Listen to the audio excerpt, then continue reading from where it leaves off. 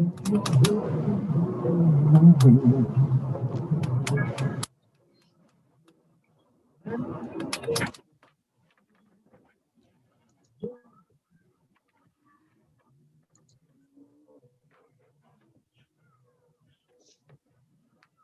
searched and I've searched, but I couldn't find a way on it to gain peace of mind.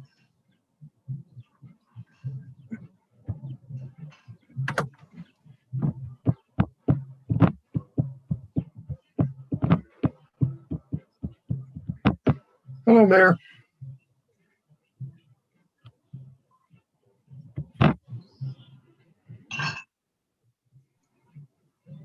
Hello, Mike. Hello, everybody. I just discovered this new virtual background. Lay it on us.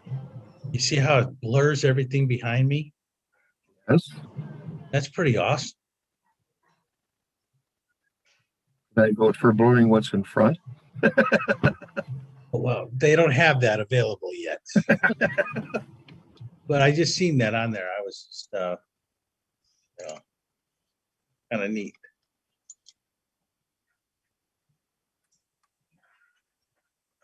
They do have the blurring of the normal in there. Right, you could blur everybody behind you, Doug, or everything behind you. Exactly. It's called unfocus. Yeah. I'll just take my glasses off. It'll be As I say, Yes, absolutely. Ditto. some of this technology, it'd be nice if you could actually hit a button and it happens in real life, Yeah. Like I would love to put that, some of the things around my house where like my garage needs to be cleaned, I can just blur it right out. Mr. Blake, I'm going to make you the co-host as usual. okay. You're ready there. So.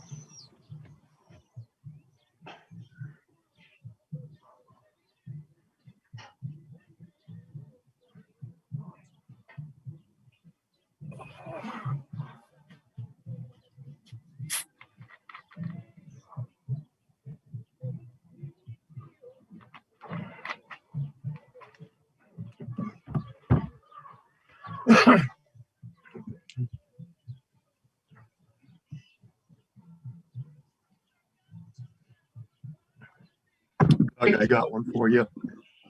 I was over my buddy's house today, and he bought a brand new scanner to work on cars. He's going to take it to work with him. It cost him $8,500. So he was showing it how it worked on my car, and he happened to set his beer next to the scanner. Oh no! Now he has an $8,500 piece of plastic. I felt sorry for the guy. Oh my gosh! Is it insured? Can he claim it on his insurance or anything? He didn't even take it into work yet. He bought it from Snap-on just about a couple hours ago. Oh my gosh! And those things are supposed to be waterproof because if they're working on a car and stuff, but I guess the beer made its way through.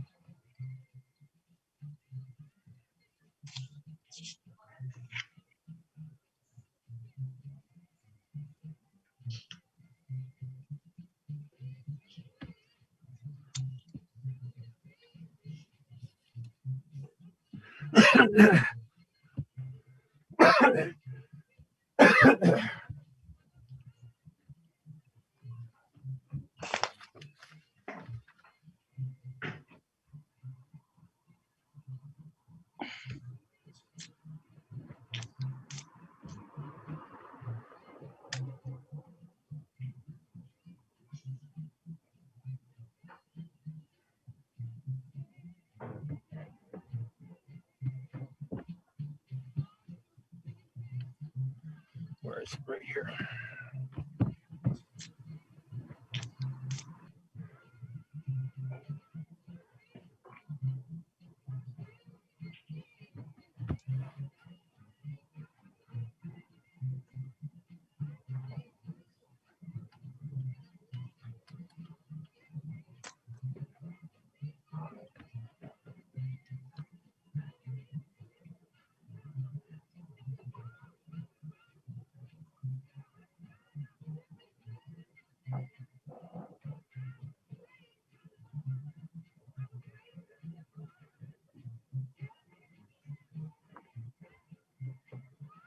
Hey, everybody. Hi, Barb. Hey, Barb. Barbara, Hi. Hi, Barb. Hi, Frank. Hi, Mike, Matt, everybody. How you feeling, Barb? Oh, I think I am feeling all right. Hanging in there. It looked like a beautiful day out there today. I haven't been out. I've been stuck to this chair all day. Been working all day. Oh, yeah. Tomorrow I'm going to get my COVID shot. So First one or second one? Barbara, first one. Good luck.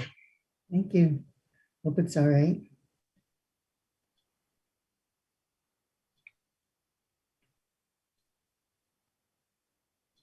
Okay, sure.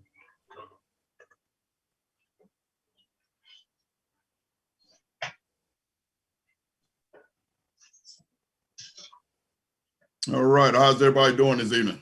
Hey, Mike. Can I I go? recognize Mr. that voice. Oh, Right. Mr. Dudley, how are you? Okay, doing pretty good, Mayor.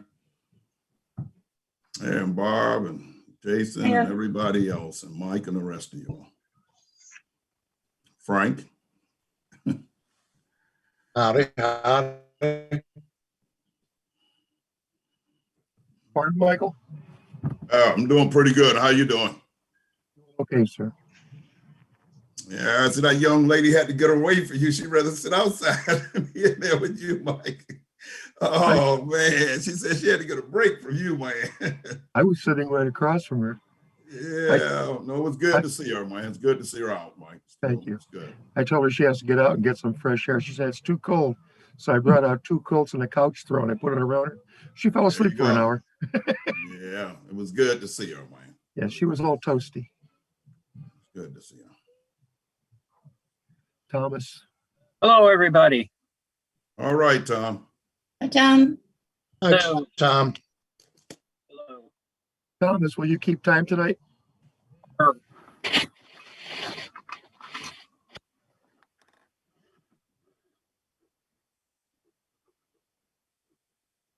you.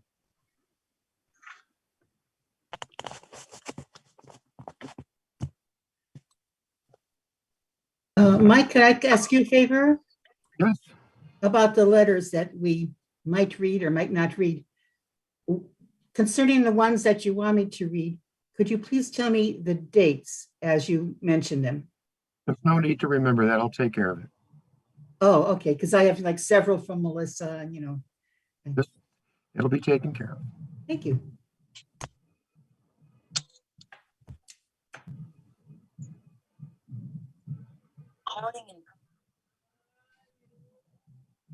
Hey, Mike. Yes, Jason. I don't know if Tom's interested in this. Can you maybe make Tom another co-host just in case Sure. I missed something? No problem. We could take care of that right now. Let's see. Who do I got here? Tom, where is he? There he is. Thomas Vaughn, you are now a co-host. Thank you. Thank you.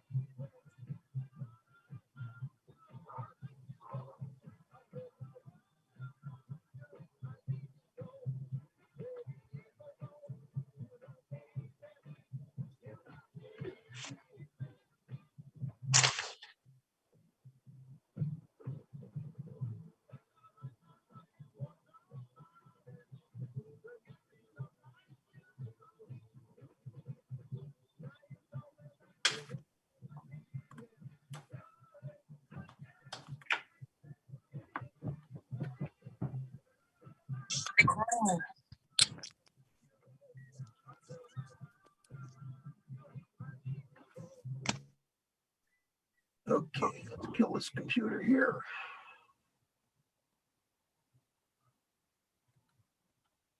That's off.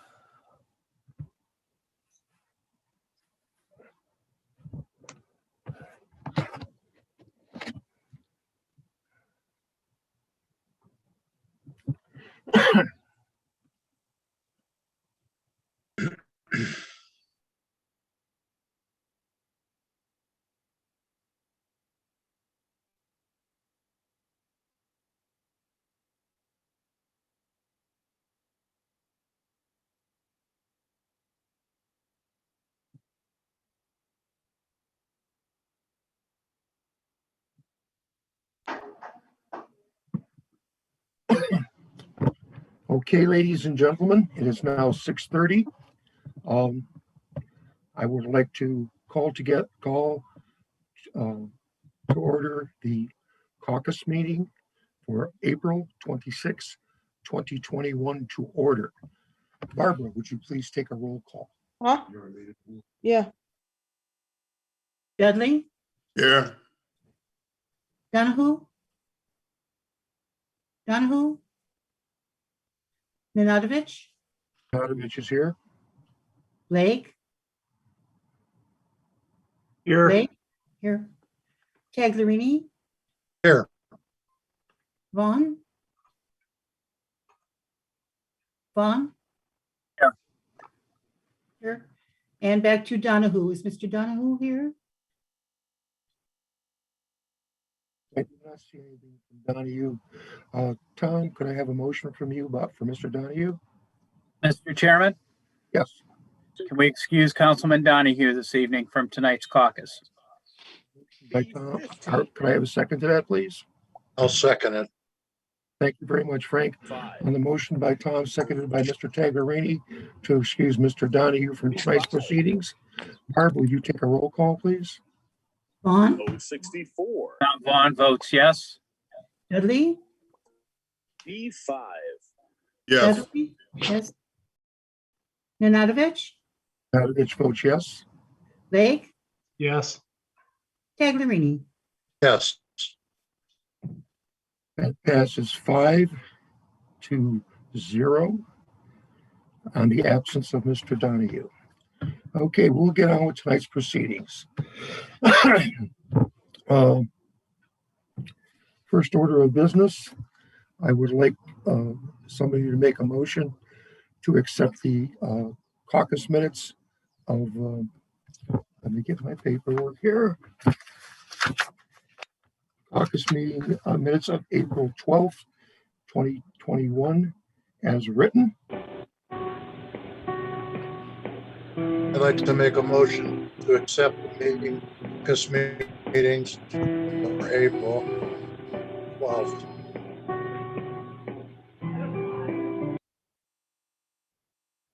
Okay. Could I have a second on that, please? I'll second. Thank you, Tom. On the motion by Mr. Taglerini to accept the council caucus minutes from April 21st or April 12th, 2021 as written. Barb, would you take a roll call? Taglerini? Yes. Vaughn? Tom Vaughn, yes. Dudley, Yes. Nanadovich, Nanadovich votes yes. Blake. yes, Passes 5-0 with an absence by Mr. Donahue.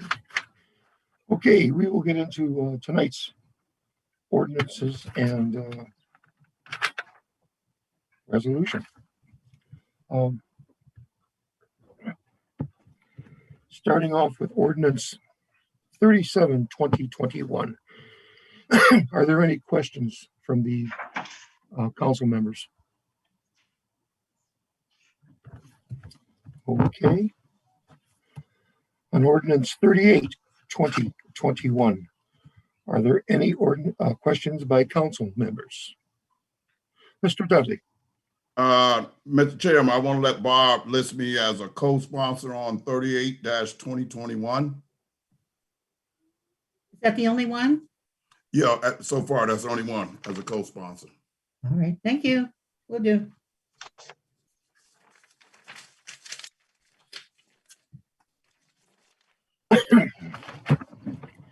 On ordinance 39, 2021, are there any questions by members of council?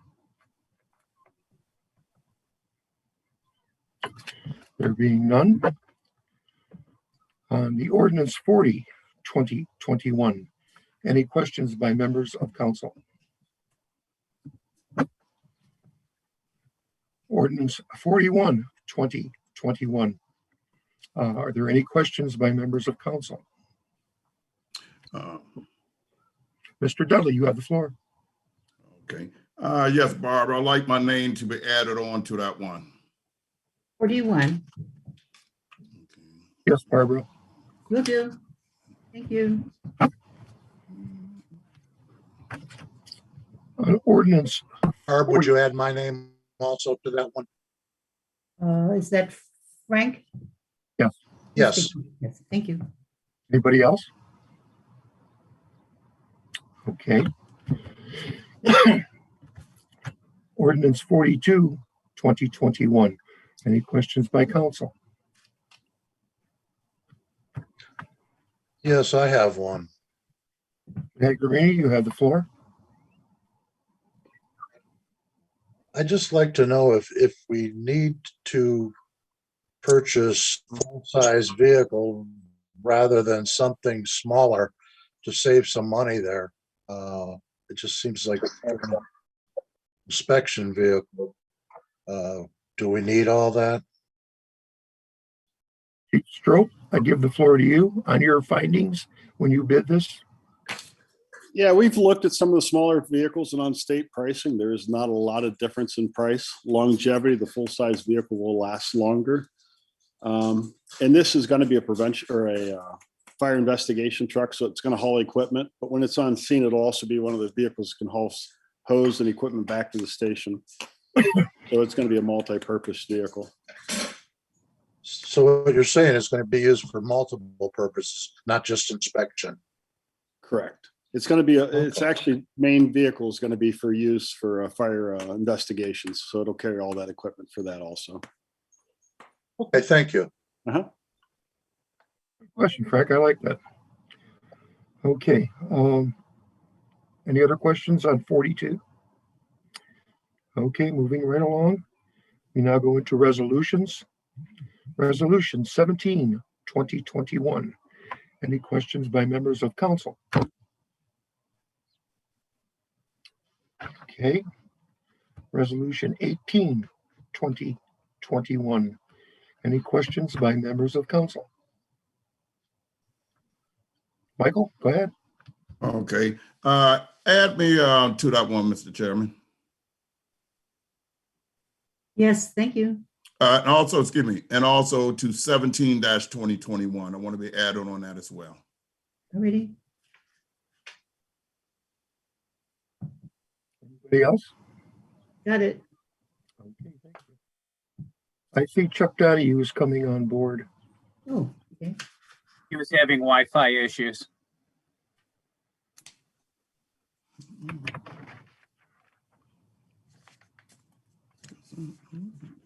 Okay. Resolution 18, 2021. Any questions by members of council? Welcome, Mr. Donahue.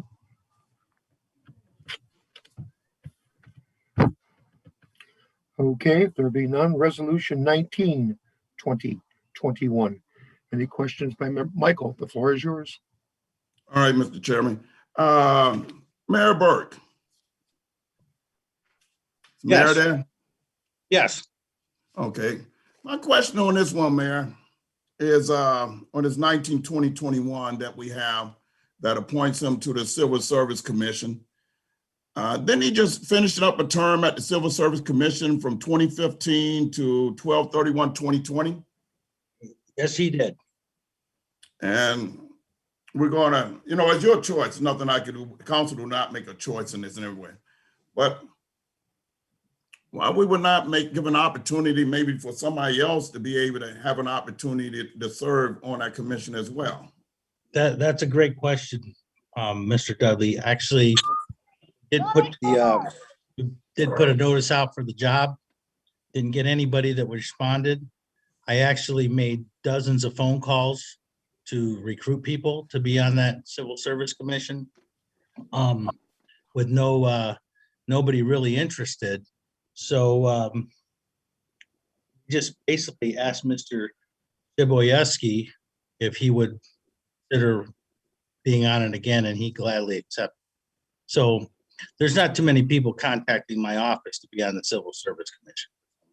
You posted it? What did we post it, Mayor? I believe we posted it on the website at one time, and I think I don't know for sure if we put it out onto the neighborhood news, but I've been actively making phone calls in regards to not just this particular appointment, but in regards to a lot of other ones. And I got to tell you, some of the things that I've been hearing are people are not too eager to jump in light of all the things that have been going on some of the council meetings. So they don't want to put themselves in the public spotlight, whatever reason. All right, that answered that question for you. Thank you. But you got no response from anybody, correct, Mayor? No, and I mean, I was close to begging a lot of people, to be quite honest. So. Just for the future, because what happened, Tom Longo, sometime when he would have something open, I know he used to reach out to members of council and shoot us a thing and say, hey, or he would pick up the phone and he said, I got this position open. Do you know anybody? So if we happen to miss it in the neighborhood news, or we happen to miss it on the website, if somebody approach us, we can say, hey, submit your letter of intent and everything like that. It just kind of cover all areas. But you answered my question for me. But I will definitely thank you. I will definitely take that into consideration, because I do have some other boards I think that are still out there. We're still trying to. Thank you. All right, appreciate that. All right, Mr. Chairman, thank you. Thank you, Mayor. Councilman. Okay. On resolution 20, 2021, are there any questions for members of council? There being none, our last resolution, resolution 21, 2021. There's a tongue twister for you. Are there any questions for members of council on the resolution?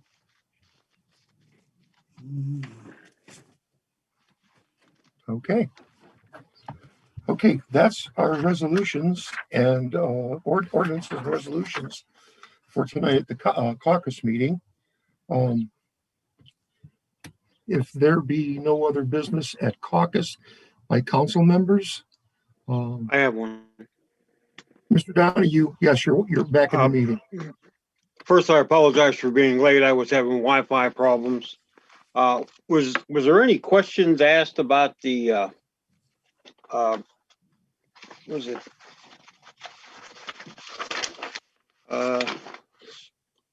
Ordinance 39, 2021? No, sir, there were no council questions asked, Councilman. There were no questions asked about that? No, sir. I got to talk to Noreen Kuban today. Yes. And she sent emails out. And the email was different than the ordinance. The ordinance doesn't state that the tax abatement would be only on the improvements. The ordinance states the tax abatement would be on the full property taxes. Okay. Ms. Cuban, are you on board?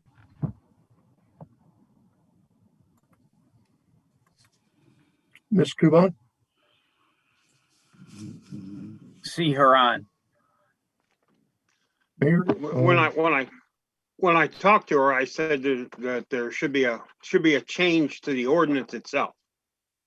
Just to state it the way she stated it to me in the email.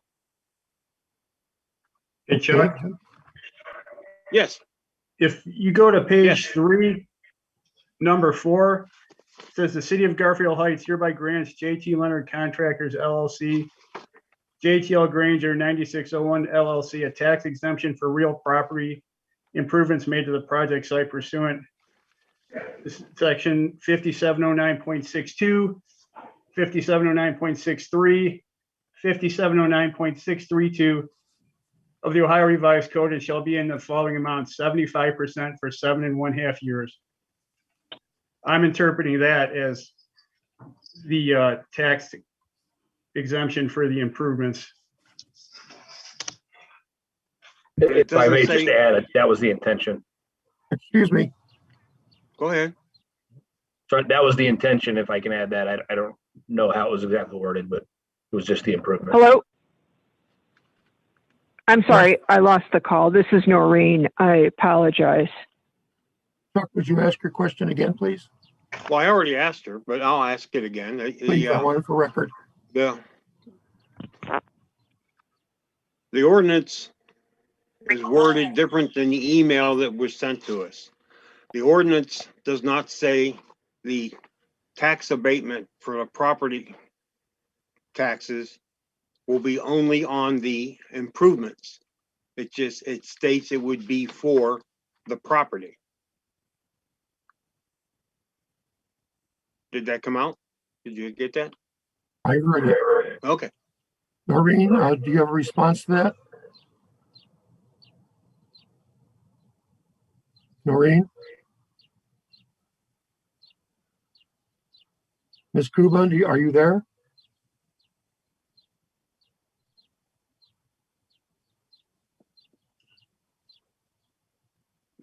Mr. President, Yes, Mr. Mayor. Noreen, are you back on? I don't know, but I can tell you that looking at the piece of legislation, and I want to be clear too, that this is part of the enterprise zone language, which has been established through the county for years. And this is no different than any other enterprise zone job incentive or tax incentive. But if you do look at number 4, it says there in plain letters, the City of Garfield Heights hereby grants JT Leonard Contractors LLC / JTL Granger 9601 LLC a tax exemption for real property improvements made to the project site pursuant to section 5709.62, 5709.63, or 5709.632 of the Ohio Revised Code, and shall be in the following amounts: 75% for 7.5 years. I believe that is the same thing that I've asked Ms. Kuban to outline in her email that was sent out today to clear up any confusion on this particular piece of legislation. Hello, this is Noreen. Can you hear me? There we go. Yes, We got we can. that. Okay, great. Yes, as the mayor stated, clause 4 refers to 75% real property incentive on the improvement. And if you refer to clause 8 on the next page, the company shall pay such real property taxes as are not exempted under this agreement.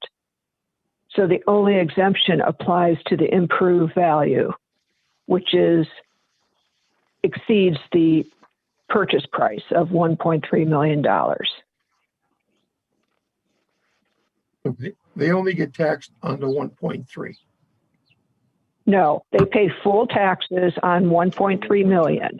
After the renovation, if the value of the building increases, the tax abatement, the 75% applies to the increased value. Understood. Capital gains. And Noreen, Well, correct me the if I'm increase wrong. in value. Noreen, correct me if I'm wrong. It's only 75% on the value that it increased, correct? Correct. So if he purchased the building for $1.3 million, he pays the regular taxes on $1.3 million. And then Yes. let's say he makes his improvements, it gets appraised at $2.3 million. He would only pay the 75% on the additional $1 million that the building grew or the value grew. Yes. Yeah, the exemption of 75% would apply to the $1 million increase in value. We would Does that get answer the 250 question? Okay, so we're being guaranteed that that's what the tax abatement is for, only the improvements, right? Correct? Is that correct? Yes. Okay. Yes. All right. That's good. I'll look into that in a year. And on 42/2021, was any questions about that? My only question is Chief Strope, is he there? Could I ask him a question? Go ahead. There was a question. Yes. Okay, Chief, what is why is it necessary to have a Chevy Silverado 1500 with 4-wheel drive? Why is that needed? Well, the 4-wheel drive, they use it to go out and do fire investigations. This vehicle is going to be for fire investigations. But a full-size vehicle, like I explained to him earlier, with state pricing, it's almost as good as a small vehicle. Longevity will last longer, and it's heavier duty when we're on scene. And that vehicle could also be used to carry equipment back to the station to be cleaned, like hose, tools that were used on the scene and stuff like that, gear. Oh, okay, to carry equipment. Okay, that's the only questions I got. Thank you very much for your time. Hey, Chuck, thank you very much. Appreciate that. Okay, if there be nothing else. Mr. Chairman. Mr. Chairman. Yes. All right, Mr. Chairman, I got one more I want to put out there.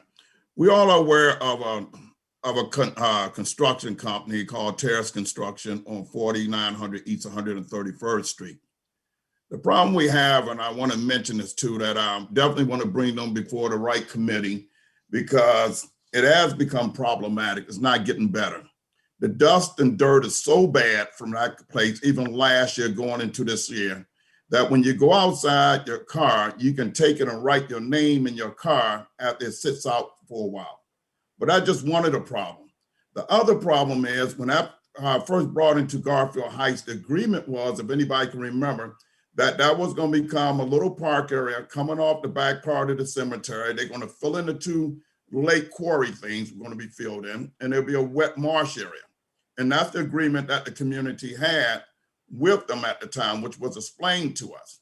Now, the word I'm getting, and when I look up, I don't see no association between Terrace Construction and the cemetery right now. It's showing nothing that they are even working with the cemetery. And as that turned into a full-scale, what I call raw material, I guess, collection or recycling point that you're running a full-fledged company out of there. If you go to the building department, there's nothing in the building department saying what type of operation they are running out of that place. I done been to the building department, I done sent emails, and it's coming back not telling a jack anything as to what they're doing. So I do not know how they are operating in the city of Garfield Heights I can't find anything what they are zoned for or licensed for, what they are doing for bringing that material in and storing it. And it's a safety health hazard now. They declared the vegetation. So now you got all this dust, you got sinews to live around in. You got a bunch of dust and rocks being kicked up, even though they send a sweeper, but that's not making up for windows being tapped and cars being punched by the rocks that is on it. And because of that material, my biggest concern too is it right next to Forestdale Playground where the kids play. And when those trucks are coming in and out, you got a dust storm up there. These kids are inhaling that. But back to the main point, what are they doing there? And where is they permit? Where are they zoning? Where is they license that they put me operating in here? I done been to the building department. And the thing I got for the building department, this was something going on prior to, and I know before Mark got it, it was prior to Mark. But what changed and when it changed, it went from the expansion of the cemetery and the park and the little wetland area to what it is now. That is a serious self-issue. You can write your name in your vehicle. But most of all, why aren't they in compliance if they operating out the city? And that's something we got to bring before the committee. And I'm actually going to send an email with everybody. We got to look into it. And we got to go back and revisit Bosman. Same issue with Bosman. These places, if they are not zoned or in compliance, they don't need to be operating in there. And partly when you're kicking up dirt and we don't have a clue where the stuff comes from. We can only say where they say it come from and they're taking clean field. But our children are in hell in that. I'm in hell in that. Our seniors are in hell in that. So this is a matter that we definitely have to look in as a council, as a four. And that's what I want to mention, Mr. Chairman. And I've been to the building department several times. I had an email to support that. And nobody can find anything on the operations that is going on at that place. What I would say, I can't even count the number of trucks. You drive by, you can see how many trucks is in there. And you can see how they move the vegetation. Go on a windy day, you can see all of the dirt blowing up around it. If they had to live next door to that, we know they would not have that in their backyard. And we don't need it in our city backyard as well. Come into compliance and then give people an opportunity to look into it. But right now, there's nothing showing this operation is even happening the way it's happening, unless I miss something and the building department is missing something too. Thank you, Mr. Chairman. Okay, so that they're using it as a landfill. No. What are they dumping there, sir? They appear to be using it as that. That's not the agreement. It don't show anything when you go to the building department. What are they dumping there? They are bringing and crushing up rocks, concrete, everything is coming in on them trucks. Okay, so they're filling the land in. They don't look like they are filling the land. If they are filling the land in, then let's have some type of license. Let's have some type of zoning. Let it go before the correct committee that they can be properly zoned and licensed, not to just come in and run an operation. There's nothing showing for it, Mike. Mr. Chairman, it's showing nothing. I know they put the fill in. They put the fill in to make it right, but the filling in is a process. They are recycling raw material. That don't have nothing to do with the filling. They are recycling this raw material. They are crushing it up and it's sitting there and the mounds are getting bigger and bigger and further down. That's what I'm saying. Why isn't it going? And so that's the conversation we need to have. Mike, you asked a question that I've been trying to answer. Go ahead. It would have to go to the landfill committee. Even though it's not a landfill, it's storage. It's not a building problem, it's a landfill problem. Okay. And that committee is chaired by Mr. Taglerini. So if right. Mr. Taglerini wants to get a hold of you, schedule a talk, do some research on it, and then call a landfill meeting, I would be more than happy for Mr. Taglerini to entertain that. Sounds good. If you would get with Frank, discuss this, and let's get to the bottom of it. Let's have some words exchanged on this, some conversation, so we can move forward, Mr. Dudley. Definitely. All right, Mr. Chairman. Mr. President, Yes. I'll commit to you that I'll get a hold of Mark Morrow and let's find out exactly what was agreed upon and what permits that they have. You know, if they're doing something wrong, I'm sure it'd be something that they can be cited for. We'll definitely look into that. I'll look into that first thing in the morning, Mr. Dudley. Yeah, I appreciate that, Mayor. But like I say, I already then emailed with Mark Morrow, and I got my email back, and he doesn't have a clue what is going on in there as well. And I just sent it to Allison. Nobody can pull any documentation to tell me what they are doing there. we should have something in the file for such a large operation. That's what I'm saying. If you talk to Mark tomorrow, Mayor, he would get no more than what I got. He did. Mark done his due diligence, and he looked through that and came back with the same answer, not once, but twice. And so is Allison. So we got a serious issue going on. It was before your time as mayor, true. But, but we have to not pay. I'm not going to pass it to nobody This else. is ridiculous. Biggest thing, if we got to, like Chairman said, we got to get it into that right committee. Okay. And we Mr. got to Dudley, work. Councilman Dudley, All right, Councilman Mr. Dudley, Chairman. please. All right, man. We're chewing this twice. I said what we should do is take Mr. Taglerini. If Mr. Morrow and the mayor want to have a talk, I want Mr. Taglerini involved in that talk so that he can get to the bottom of this. Let's schedule some meetings, discuss what's going on, visit the site, and take it from there. If we keep saying, well, I want this and I want that, we're not forming a committee to look into this problem. All we're doing is playing on words. So the discussion on this, I would like to have that stop right now till Mr. Taglerini, the mayor, and Mr. Morrow can get to the bottom of who's supposed to be responsible.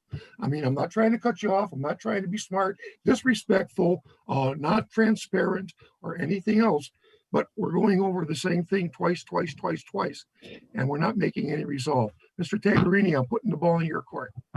You got it. I will Mr. Chairman. follow up on that first thing in the morning. Yeah, you see that? All moving. Thank you. Okay. Mr. Chairman, Mr. Dudley, I'll be contacting you about it.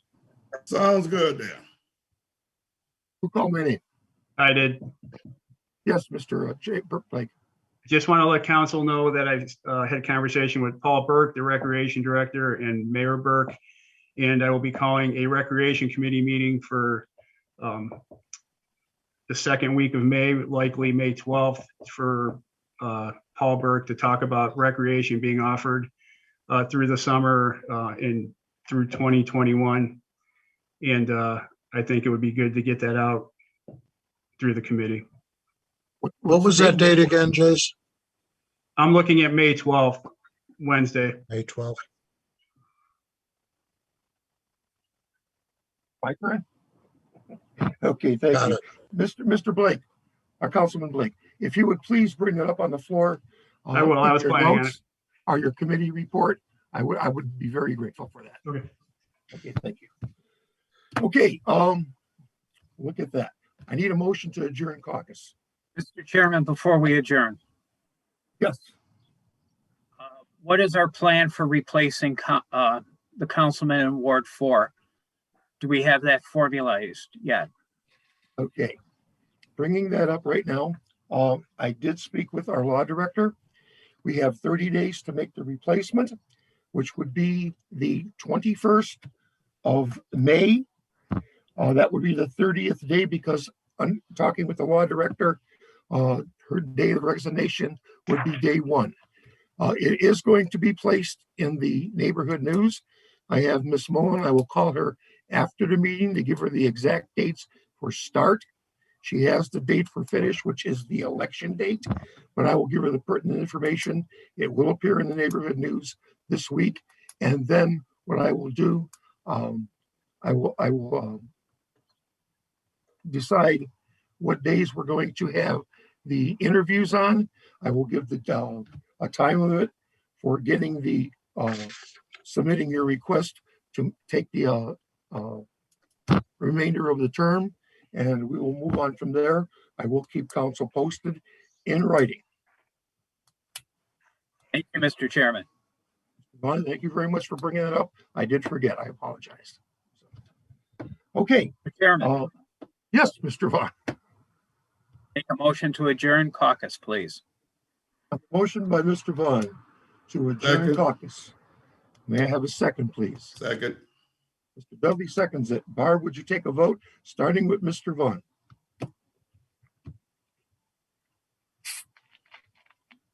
You got to unmute, Barb. Barb, you have to unmute. It's open now. All right, Vaughn, Tom Vaughn votes yes. Dudley, Mike Dudley vote yes. Donahue, Yes. Nanadovich, Nanadovich votes yes. Blake, Yes. Taglerini. Yes. That passes the adjournment on 6-0. So the caucus meeting is at 7:02 on 4/26/21. 2021 is adjourned. Okay. I would like to welcome everybody again. I see we picked up a few more. The number's up. I like it. It's at 58 already. That is good. I like to see that.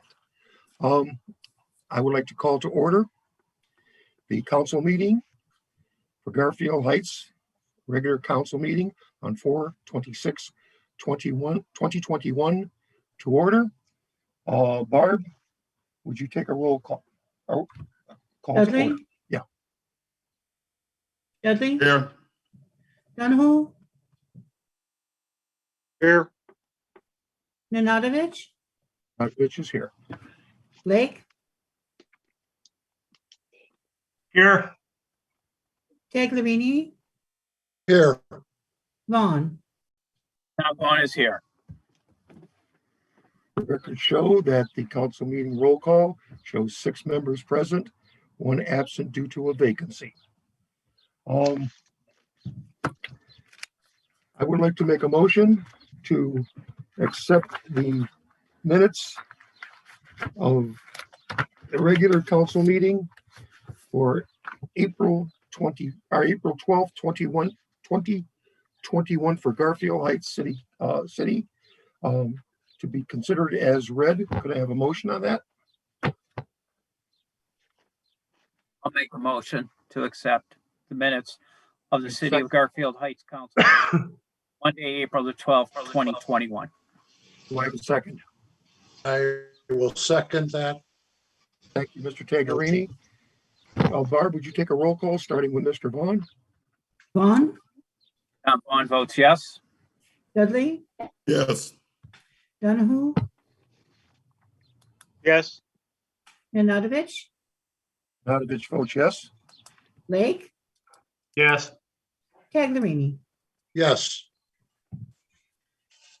That passes 6-0. 1 absence due to a vacancy. Okay. Next, we will go on to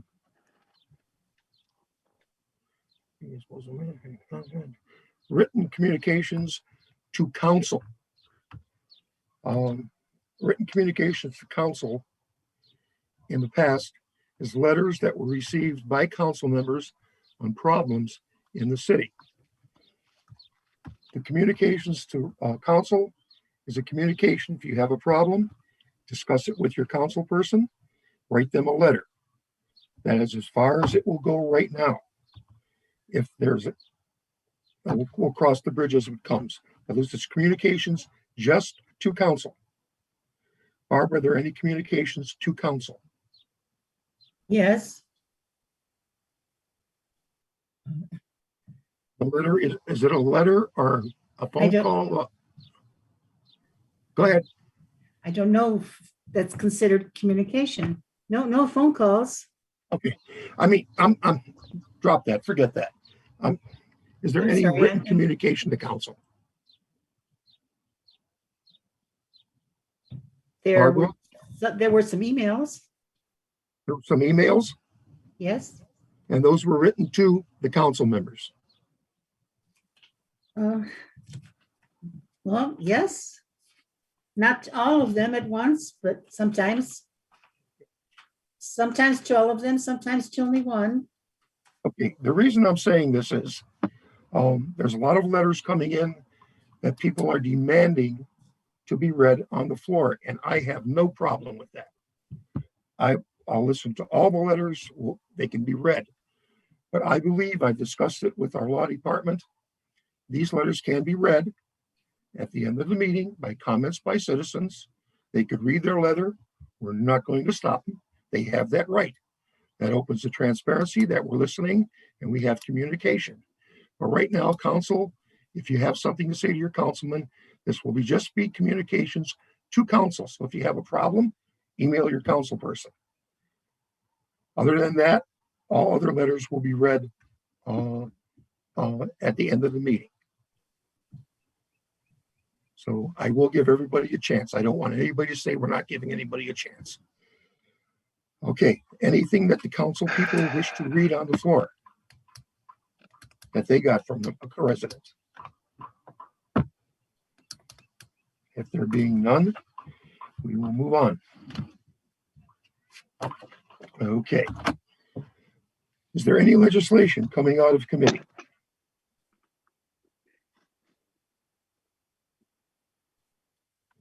None. Okay. Yes, go ahead. Mr. Chairman, I have a report from the school district. Okay, go ahead, Mr. Councilman Blake. The floor is yours. This during the week of April 19, 2021, the Garfield Heights City School District celebrated Diversity, Equity, and Inclusion Week. Students participated in a variety of activities during school. Parents and students participated in evening activities, and staff, administration, and board members participated in a professional development session and a review of our district's equity audit. The highlight of the week was the drum circle. You can view that on our city web or on our YouTube page. The 2021 seniors will graduate on June 3rd at Rocket Mortgage Fieldhouse. Students will receive 5 tickets per family. More details will be shared soon with all seniors. During our board meeting on April 19th, we celebrate our annual Roses for Teachers. The top senior scholars were recognized for the academics, and they recognized their favorite educator with a rose. Our next regular school board meeting will be held on May 17th at 6 p.m. You can view the meeting via our YouTube page. Humbly submitted, Millette King, Garfield Heights City School District Board Vice President and City Liaison. Is that it, Mr. Blake? Yep. I thank you very much for that report. And I'm glad to see that they're starting to have recreation board meetings. Okay, next we have, you got to excuse me, I'm having a reaction to the COVID shot and my mouth is really dry. Okay. Mr. Chairman, Yes, I have a committee report from the Safety Committee. Mr. Vaughn, go ahead. The floor is yours. Committee will be holding a meeting at 7 p.m. on May 3rd via Zoom. The topics to discuss are the recent gun violence in Garfield Heights, the police department facilities, manpower in the police department, and the other one, the last thing that we will discuss are the issues going on with certain liquor establishments in Garfield Heights. Again, that will be May 3rd at 7 p.m. via Zoom. So we'll be sending out notifications this week to that meeting. All right, Mr. Chairman. Thank you. And that will be posted in the neighborhood news too, Mr. Vaughn? We can do that. I appreciate Mr. it. Chairman, First, let me get with Tom here. Tom, get a hold of Barb after the meeting and get her that meeting scheduled so we have it in the neighborhood news. So all citizens are aware of it. Very good. Thank you, Tom. Who called my name, please? I did. Jason, the floor is yours. Also, as we said, caucus, and you mentioned before, second week of May, potentially May 12th, 2021, we'll be having a recreation committee meeting to discuss the recreation activities moving forward in 2021. Very good. I appreciate that. And we'll get a hold of Barb, make sure that one gets in the neighborhood news. I want all these special meetings and stuff. I want them in the neighborhood news, even if it's just a committee. I want everything in the neighborhood news. We got to make sure that we're informing the citizens, and that's not speaking sarcastically. They need to be informed. And I agree with that. I really do. So, okay. Next, we will move on to legislation on the committee. Reports of the mayor and the directors. Mayor, the floor is yours. Thank you, Mr. President, members of council. I just have a brief report tonight. I just want to let everybody know that on May 6th at 10 a.m. at St. Therese Parish, we will be having an event coordinated by Pastor Vontaine Smith in regards to National Prayer Day. I want to say thank you to Mr. Weldon Hastings ahead of time. He is actually going to live stream the event for us, which is great news. And I think it shows that the community, we as a community can work together to have something nice done for the community. The other thing I wanted to address is, or point out, I shouldn't say address, but to make an announcement for the River Sweep 2021 Neighborhood Cleanup Event. It is going to be held Saturday, May 9th from 9 a.m. to 12 p.m. It's basically the city of Garfield Heights invites volunteers to participate in the annual collaborative cleanup. Participants receive a commemorative River Sweep t-shirt. Supplies are provided. You can pick up the supplies at Garfield Culinary, 4803 Turney Road, Garfield Heights, 44125 in the parking lot behind there. And pre-registration is required at canalwaypartners.com. If you have any questions, you can call Pat Salemi at the city, 216-475-1100 extension 2425, or you can email her at psalemi@garfieldhts.org. I also wanted to let you know that I got a letter from FEMA, or an announcement from FEMA, that if you have any expenses related to a death or somebody passing away due to COVID-19, they are offering financial assistance for funerals and stuff like that.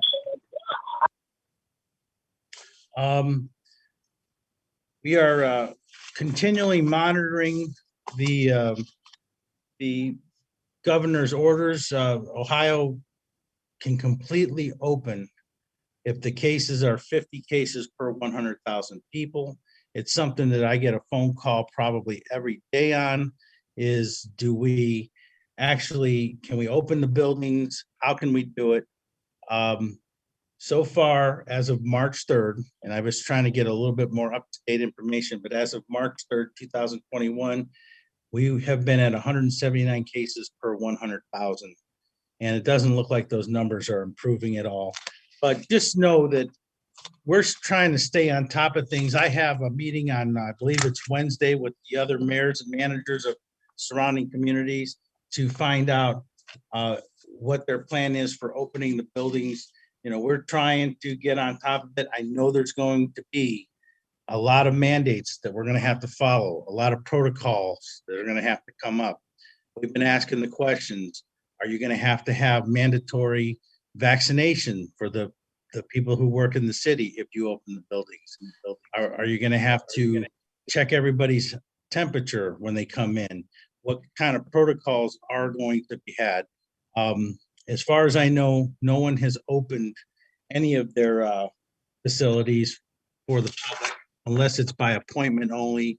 I want to reference that I had actually sent an email out on March 24th to all of council, copied in the city, and basically just reiterating that the building is closed. However, if you need something as a council member, you know, you should call the director and they will be happy to assist you. Otherwise, they will be more than willing to speak to you on a Zoom call or by telephone. But just please be careful. I've already, you know, reiterated to everybody that works here that they need to have their masks on if they're not within 6 feet. And just so you know, we have had appearances by the Public Health Department in the past, and we've passed. So that is something that is very important to all of us. We want to be able to open the buildings. We want to see people here. It's just we have to follow protocol. I want to thank Nichelle Daniels and the owner of the Wind Down Bistro, Larry Lane, for putting together such a great cleanup event on April 22nd. I participated in it. I showed my support for it, but I got to tell you, Ms. Daniels put on a great event. She coordinated the whole thing. I have to give her so much thanks for literally taking the bull by the horns and getting that done. She had a great set of followers that came out and helped. I know some of them are on the call this evening, and I want to say personally, thank you for representing the city of Garfield Heights the way you do and helping us to clean Kearney Road up. I attended the cultural dinner at the high school, the cultural event at the high school on April 22nd, that evening as well. And I was able to get there just in time for the drum circle. And just for the record, I am no drummer, and you can tell that by the video that was out there that surfaced that we took, and my sister takes videos of me doing stuff like that. I think she's trying to make fun of me. But anyways, I have to tell you about my personal experience was very incredible. And it brings me to something that we've been talking about here. I've been talking to both Noreen Kuban and Pat Salemi, and also with our rec director, Paul Burke, in regards to, in the past, Mayor Kolova and the other mayors have always had a summer concert series. And it's been tough to find people that want to perform. The price to have people perform is astronomically high. What I'm proposing and what I'd like to get together, and we're going to work through the Community Relations Committee to try to make it happen, is to have a summer cultural series where we actually have every Sunday, instead of a summer concert, we make that whole Sunday about a different culture. And I would actually love to have this gentleman who led this drum circle to actually come in and do what he did, because you thought you were beating on a drum and you were being taught how to count and be in rhythm. And by the end of the presentation, you realized you were working together as individuals, as a diverse group.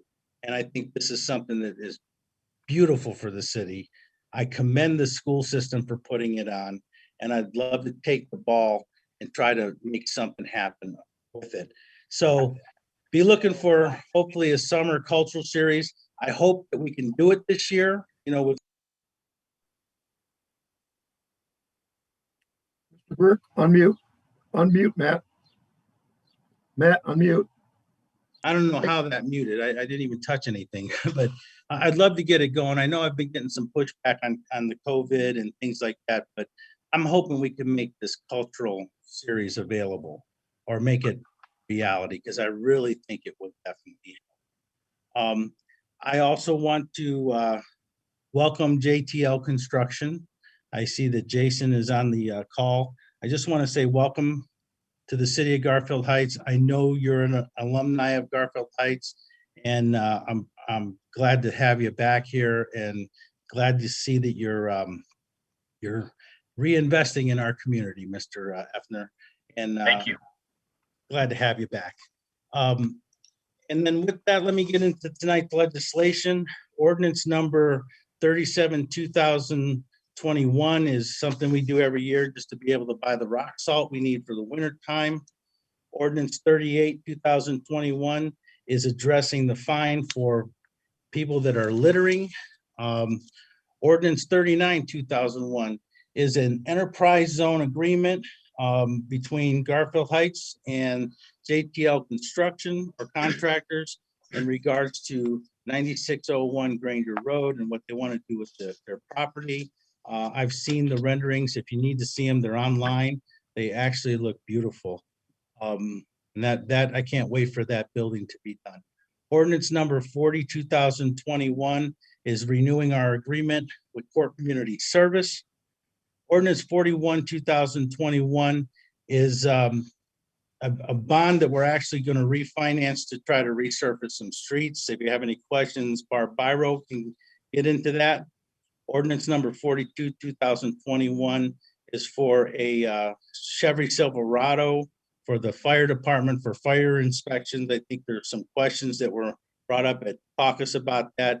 It's then interesting, and I want people to know that the funding for this is actually through BWC funds that we had, where we got funds back from last year, where we either overpaid or we earned funds back. So that is not something that's coming out of the city budget that we originally had on the books for this year. It's actually money that we got back from Bureau of Workers' Comp. Resolution 17 is council work session, or excuse me, council summer session. Resolution 18 is for a no parking tow-away zone ban over on East 110th Street. Resolution number 19 is ratifying the appointment of Frank Zhiboyeski. Hopefully I did that right. I'm sorry if I didn't, Mr. Zhiboyeski. And then resolution number 20, 2021 is the appointment of Patricia Wazakowski, both for members of civil service.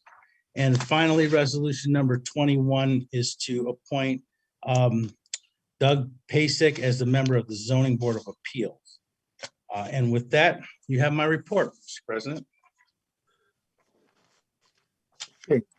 Are there any questions by council on the mayor's report? Mr. Dudley, you have the floor. All right, thank you, Mr. Chairman. Mayor, why don't you take a second and repeat the information for the day of prayer? It'll be held on May 6th at 10 a.m. at St. Therese Parish. It was actually put together by Pastor Von Tain Smith and Father John Schneider. There is a awesome lineup of individuals that will be on here just to talk about different scripture and to pray. It is the National Day of Prayer is that particular day, and I look forward to this event. I think it's going to be something that it will help bring the community together. Thank you, Mayor. Thank you, Mr. Chairman. Thank you. Are there any questions by council on the mayor on his report? Okay, if there being none, are there any directors that wish to say anything? Councilman Nanovich. Mr. Burke. Just wanted to remind everybody about T-ball signups. This was going to be the last week for it. However, I decided to extend it till May 5th, so almost another full week. We got off to a really good start with it. However, sort of hit a snag. Today was very promising. A lot of people called and got information on it. So just want to remind everybody about that. The pool will officially be opening June 12th. Guys are working on it as we speak. I also wanted to touch base with Councilman Tagliarini. He called about some concerns today up at the tennis courts. We will be repairing for some bleachers, missing some boards, busted up, stuff like that. We are already headed in the works to get that taken care of. I only have 3 full-timers, and they're all 3 been tied up with getting the pool ready, but that will be addressed. I want to say Wednesday or Thursday, we had some kids, assuming kids, vandalize the fencing at the tennis courts. They ripped open the fencing wide in regards to the 2 holes he was inquiring about. I think they're just trying to get the bikes inside there, and that's what it was. But we will also have that addressed as well. Finally, we've been trying to work on some things to do at the rec center. We're just in the early stages of it, but we are going to eventually have a survey put up on the city's website as far as activities that the community would like to see in the city. Don't have it set up yet. When we do, I will make sure that it's there, and then people can kind of voice their thoughts and some other different activities they would like to see in the city. And with that, we have my report. Questions for Mr. Burke from council on his report? Okay, there being none. Mr. Chairman, it's Tim Riley. Go ahead, Tim. I think there's a little bit of confusion about what you indicated about the letters that are going to be read. I think I just want to let everybody know that a council meeting has a set procedure and a set of rules. It has an agenda, and it's mainly for the city's legislative business. Now, traditionally, the letters to council or communications to council were things in the past like thank you letters and short little things. It was not a discussion of agenda items or any other items that you have discussed with your council person, because those are addressed in two other areas of the agenda. As you can see, the next thing on the agenda is comments by citizens on the agenda. Okay, and in that section, there's a rule, and it basically says you can only talk about issues that are on the agenda for tonight. Then you go through the legislation, and then you have comments by citizens. Okay, at that point, that is where comments are to be read by a certain rule, which is a 5-minute rule, and you also had to address the problem with either a council person or a director. Now, what a problem that I spoke about with the council president is people have been writing in letters and basically avoiding the rule, because now you don't have the 5-minute requirement because you're reading a letter. And also there's no requirement that you spoke to a council person or a director about the problem that you're addressing, and you cannot bring up a new item. So what me and the council president discussed is that these letters, if you want to read a letter in the council, as long as it fits into those rules, you have every right to read that letter during comments by citizens. Okay? But you cannot just send in a letter to skirt the rules of council, because a meeting has a process, it has an agenda, and it has rules, and they have to be followed. So nobody is taking away anybody's right to say something at a council meeting pursuant to the rules. As long as you are following the rules, you can read any letter you want, but you can't avoid the rules by sending a letter in. And the council president has indicated that, so we're not just going to read letters that everybody sends in, because then you're not following the rules nor the agenda. So everybody has that right at that time during comments by citizens to say what they want, either by letter, by reading it, or just by making comments. Okay, so I wanted to clear that up. There seemed to be some confusion on that. But if you don't have a set agenda at a meeting and don't have rules, then you cannot run an orderly meeting. And that is what the council president is attempting to do here. So if anybody has any questions on that during comments by citizens, I'd be glad to answer them. Okay, thank you. Thank you, Mr. Riley. From what we talked on, you said it a little bit better than I did. I did not come across completely as you did. And I have a few other things going on right now with the ordinances and things, but thank you for that explanation. That is what we talked about before, prior to the meeting. And I appreciate that. I hope everybody understands what Mr. Riley said. And I thank you very much. So, okay. Where we're at in the meeting right now is we just finished the reports by the directors. At this time, we have an addition after point 6, the reports of mayors. Mr. President? Who am I speaking to? Hello? Mark. It's Mark Go Sycan. ahead. Oh, good, Mark. Sorry about that. Yes, just a little follow-up, a couple little points. Follow-up to last meeting. I did speak with the mayor and my foreman. We are going to be adding some extra city cans, mainly along Turney Road, the Boulevard, and East 131, some extra city cans to help with some of the trash problems. So we will be adding those shortly.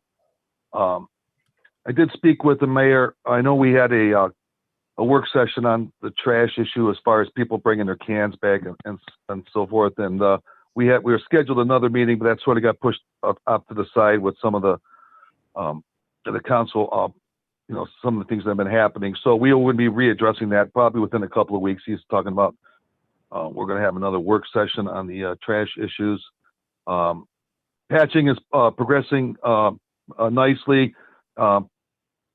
Probably the second or third week of May, we'll be adding a couple of crews via the part-timers. So we'll be getting more guys out there and making more progress. We're doing okay now, but it's never fast enough.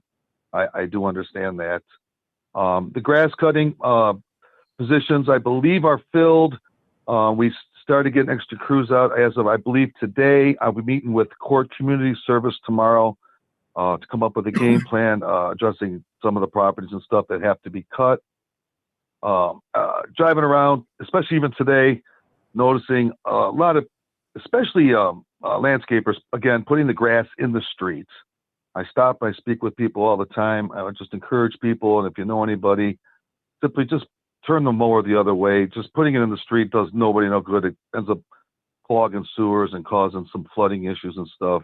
Sounds like an easy enough fix just to keep the grass on the property. We also still do have our sweeper out, and again, I'm planning on keeping it out as long as we possibly can, as manpower permitting. And also, not being at home, and I truly apologize. I can't remember the name of the group and the folks that put on the COVID shots. The second shot went up, I believe, 2 weeks ago, and I couldn't attend myself. But speaking with my foreman and the workers I had there, said it was flawless, and what a professional group. And they had ran everything like clockwork, and it went off without a hitch. So shout out to those. And I apologize. I don't have my notes with me because I'm not at home. So I can't remember the group, but those folks were extremely professional. So that would be my report. Thank you. Thank you, Mr. Sagan. If I may at this time, that was the Church of Christ, but Mr. Dudley, the couple that ran that, their name escapes me right now. Could you state their name? Oh, what was that again, Mr. Chairman? The couple that excuse ran me. from the Church of Christ. My apologies. Pastor McHenry and his First Lady Tamika McHenry, Mr. Chairman. Thank you, Mr. Dudley. Thank you, Mark. I really appreciate it. Any questions for Mark? And making a note on Mark's comment, I received a letter from Mrs. Leonard on, or Mr. Leonard on the trash. And I contacted Mark a while back and told him that, and he reacted on it by having another meeting. So we are moving forward on that. Just to let you know that we do call the directors if you do send us a letter. It's not like we're giving you turning you away. But the meeting's scheduled, and I look for 64 people to attend it. It's interesting. Okay, now getting back to the business at hand. I gotta take another drink, excuse me. Thank you. At this time, per our mayor's request, we appointed 2 members to the Recreation Board. One of the members had to be from the school board, and one of the members had to be from council. Excuse me, Mayor Mr. and I- President. Yes. I just want to clarify that that is something that's in the charter. It's not at my request. It's a qualification in the charter, something you're bound to in the charter. I understand that, but you brought it to light so we could act on it because it was needed. And I thank you for that. At this time, we picked 2 candidates, one from the school board, and we picked a candidate from council. There'll be 2-year terms for both candidates. And one of the candidates is Mrs. Ashley Thomas, resident of Ward 3, by the way. And she's on the school board. And the other person is Councilman Jason Blake, who has also been appointed to the school board. And I wish them well. I wish them a lot of success in what they're going to be going. Our recreation board, yes, from the recreation board, working with Mr. Burke. I think they're going to make a lot of advances. I think we got a couple of good minds there. And I believe that we're going to be moving ahead. And Mr. Burke, good luck with your new committee. And Ashley and Jason, I want to welcome you aboard, and I appreciate you volunteering after I spoke with both of you, saying you would be more than happy to help. And I appreciate that. Thank you. Okay, next on the agenda is communications from citizens on the agenda. That's our ordinances and resolutions. No, I am not talking down to you. I'm putting it in my mind so that I know what I'm saying. And it'll be just on the agenda. Barb, would you please read the rules? Comments shall be strictly limited to brief statements, not to exceed 5 minutes, with comments limited to legislation on the current evening's agenda. No citizen shall speak more than once. Thank you, Barbara. Are there any citizens wishing to speak on tonight's agenda?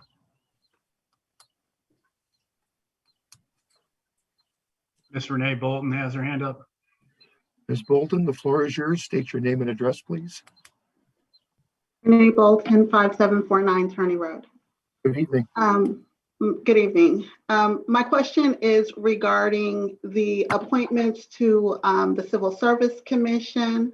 Well, not specifically to that, but regarding that. I want to know if it can be a standard procedure that when there are openings for the various committees, boards, commissions, and what have you, that they will always be posted in the neighborhood news, on the city's website when that gets set up correctly. I did not hear anything about this, and I have spoken with several residents in Garfield Heights who were interested in being on some of these committees. So, Mr. Burke, when you say you called people, I think that's very limited because you're only calling people who you have a wide knowledge of. And I'm just wondering if there is a way to set a standard procedure for what happens when committees, boards, commissions have a vacancy, so that the general population in Garfield Heights will know that those seats are open. Mayor, you have the floor. Yes, Ms. Bolton. To be honest with you, I contacted probably 6 people in regards to the Civil Service Commission. And to be very honest with you, I was told by quite a few people that because of the current conditions that go on council and the way the council meetings are going, they did not wish to participate. There is nothing in the charter that says that we have to post the boards and the commissions. However, I listened to what everybody was telling me. I listened to the community, and I try to be proactive about it by posting it on the website whenever we had time, and also to reach out to people like Ms. Lenine Jones, for instance, and never heard back from her whether she really wanted to be on there. And I know she lost a family member, but I know for a fact that a lot of the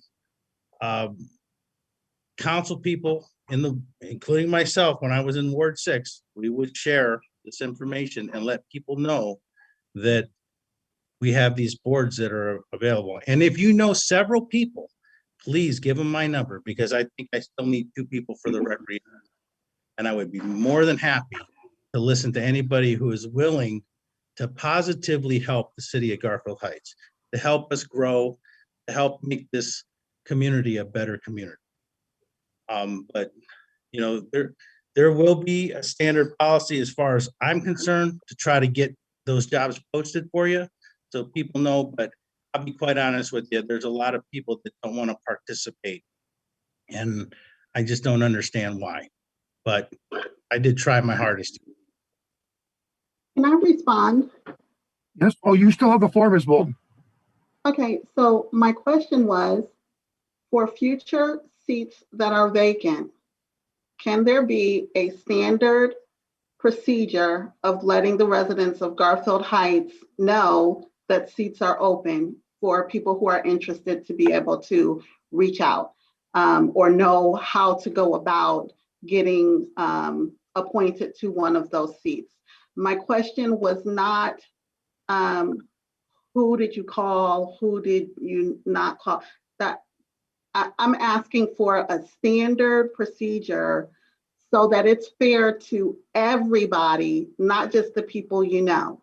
Because basically what I see looking in from the outside, because I'm a regular person outside of all of the goings on of local government in Garfield Heights. I'm not in any seat.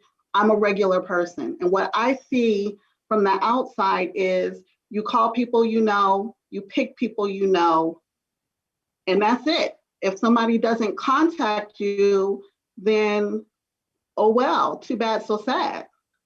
But I think that there are more people there are so many people in the city. So how can you honestly say none of them are interested when they are not all given the same opportunity to participate in activities like the commissions and all of that, because they don't know about it. That's what my question is. I want it to be fair for everybody, not just the people you know. And Ms. Bolton, I promise you I will make it fair for everybody. I will put that some kind of standard procedure in place, and I will ask council to consider adopting it for the charter in order to, make it fair and equitable. I thank you for that. I'm sorry I didn't answer your question at the beginning, but I'm just trying to do this as honestly and as equitable as I can. What do you do when people don't respond? Okay, thank you. Thank you. Well, thank you very much. And Mayor, I would like it when you have those meetings, being council president, I would really like to in on that, especially for the charter review and as a legislative chair, also to get this application sort of started. Okay. Mr. Blake, is anybody else asking a question? Actually, Councilman Dudley wants to make a comment. Okay, Mr. Dudley, go ahead. The floor is yours. Thank you, Mr. Chairman. I just want to make the comment that that conversation did come up in Carcass room. I did bring it up. And it was also in reference to the fact the Civil Service Commission, because we had an individual who was being reappointed. And at that time, the mayor mentioned that he had posted, like he said, in the neighborhood news, and it was on the city website.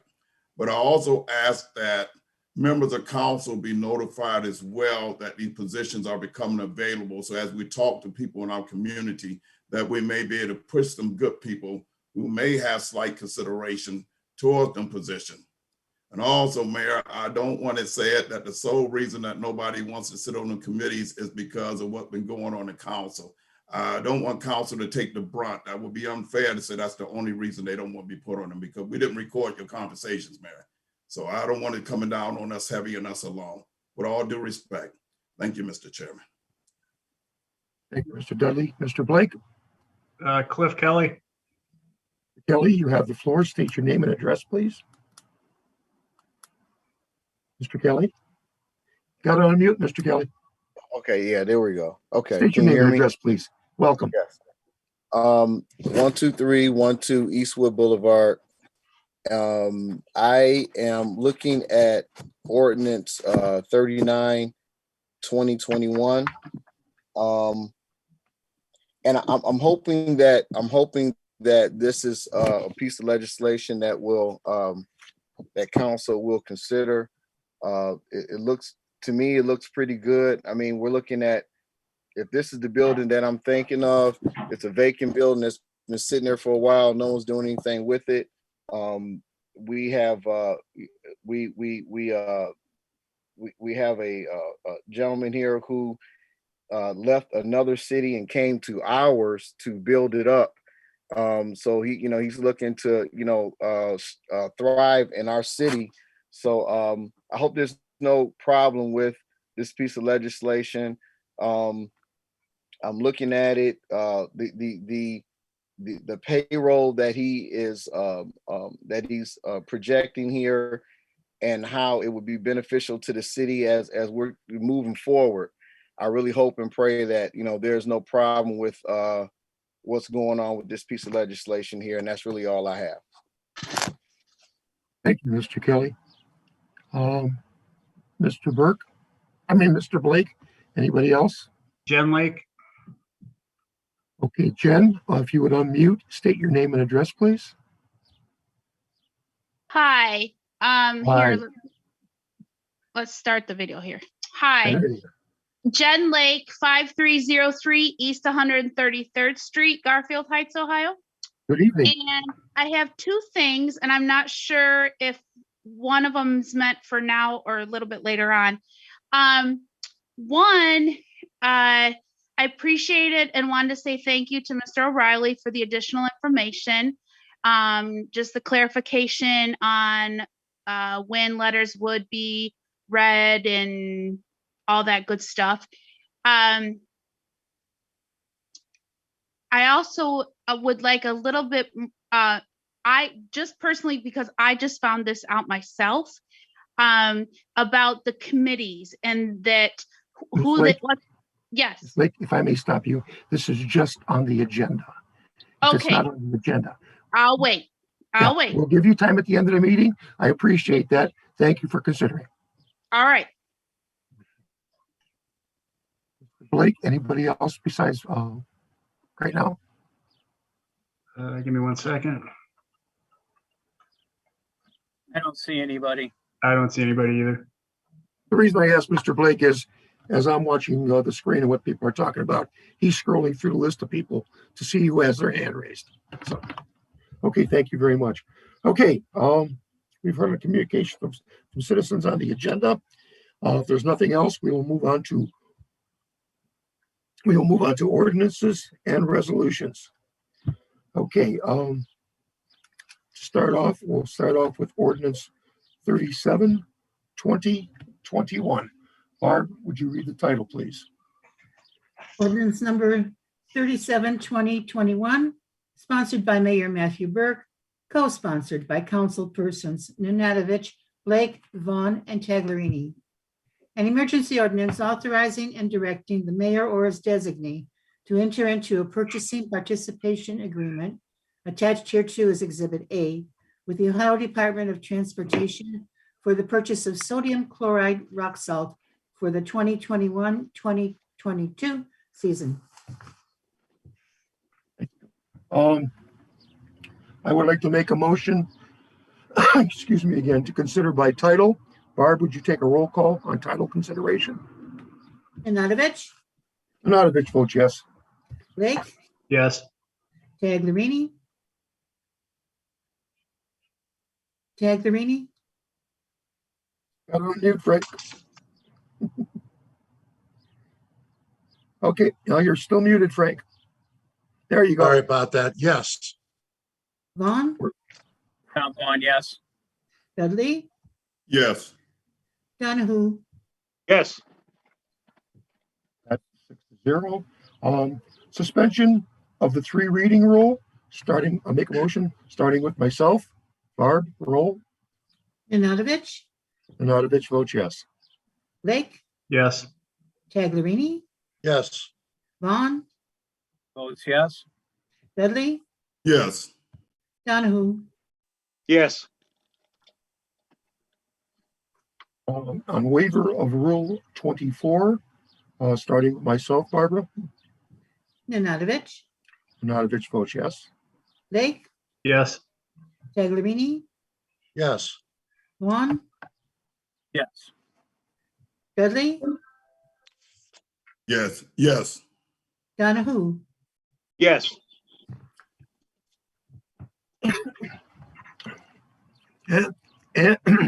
And on its adoption, starting with myself, Barbara. Nanadovich, Nanadovich votes yes. Blake, Yes. Taglerini, Yes. Vaughn, Vaughn votes yes. Dudley, Yes. Donahue, Yes. That passes 6-0.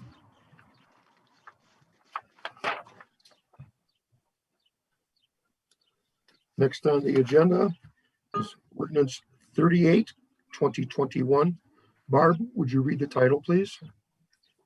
ordinance number 38, 2021, sponsored by councilperson Thomas Vaughn, co-sponsored by Mayor Matthew Burke, councilpersons Nanadovich, Blake, Vaughn, Taglerini, and Dudley. An ordinance amending section 527.06, litter thrown by persons in vehicles, fine, of the codified ordinances of the city of Garfield Heights. Thank you, Barbara. I would like to make a motion at this time to consider by title, starting with myself. Barbara, would you call the roll? Nanadovich, Nanadovich votes yes. Blake, Yes. Taglerini, Yes. Vaughn, Tom Vaughn, yes. Dudley, Yes. Donahue. Yes. Suspension of the 3 reading rule, Barb, starting with myself, take a roll. Nanadovich, Nanadovich votes yes. Blake, Yes. Taglerini, yes, Vaughn, Vaughn, yes. Dudley, Yes. Donahue. Yes. We'll call it anyway. On waiver of Rule 24, starting with myself. Barb, would you please take a roll? Nanadovich, Nanadovich votes yes. Blake, Yes. Taglerini, yes, Vaughn, Yes. Dudley, Yes. Donahue. Yes. Thank you. And on its adoption, starting with myself, Barb, roll call. Nanadovich, Nanadovich votes yes. Blake, Yes. Taglerini, yes, Vaughn, Before I vote, this was brought to my attention by a resident that our fine for throwing garbage outside a car window is $10. Not paid in 72 hours, it went to $25. It was written sometime in the late 70s. So with that, we decided that the maximum fine on this now will be $500. And with that, I vote yes. Dudley, For our vote, I want to just say long overdue, Councilman. It was a great thing to do because hopefully that's going to slow the process down and stop the dumping. But I vote you, Mike. yes. and your vote? I said yes, Bob. Sorry, I did not hear. No problem. No problem. My apology. Donahue, Yes. Ordinance 38, 2021 passes with 6 yes votes. Okay. Next on the agenda.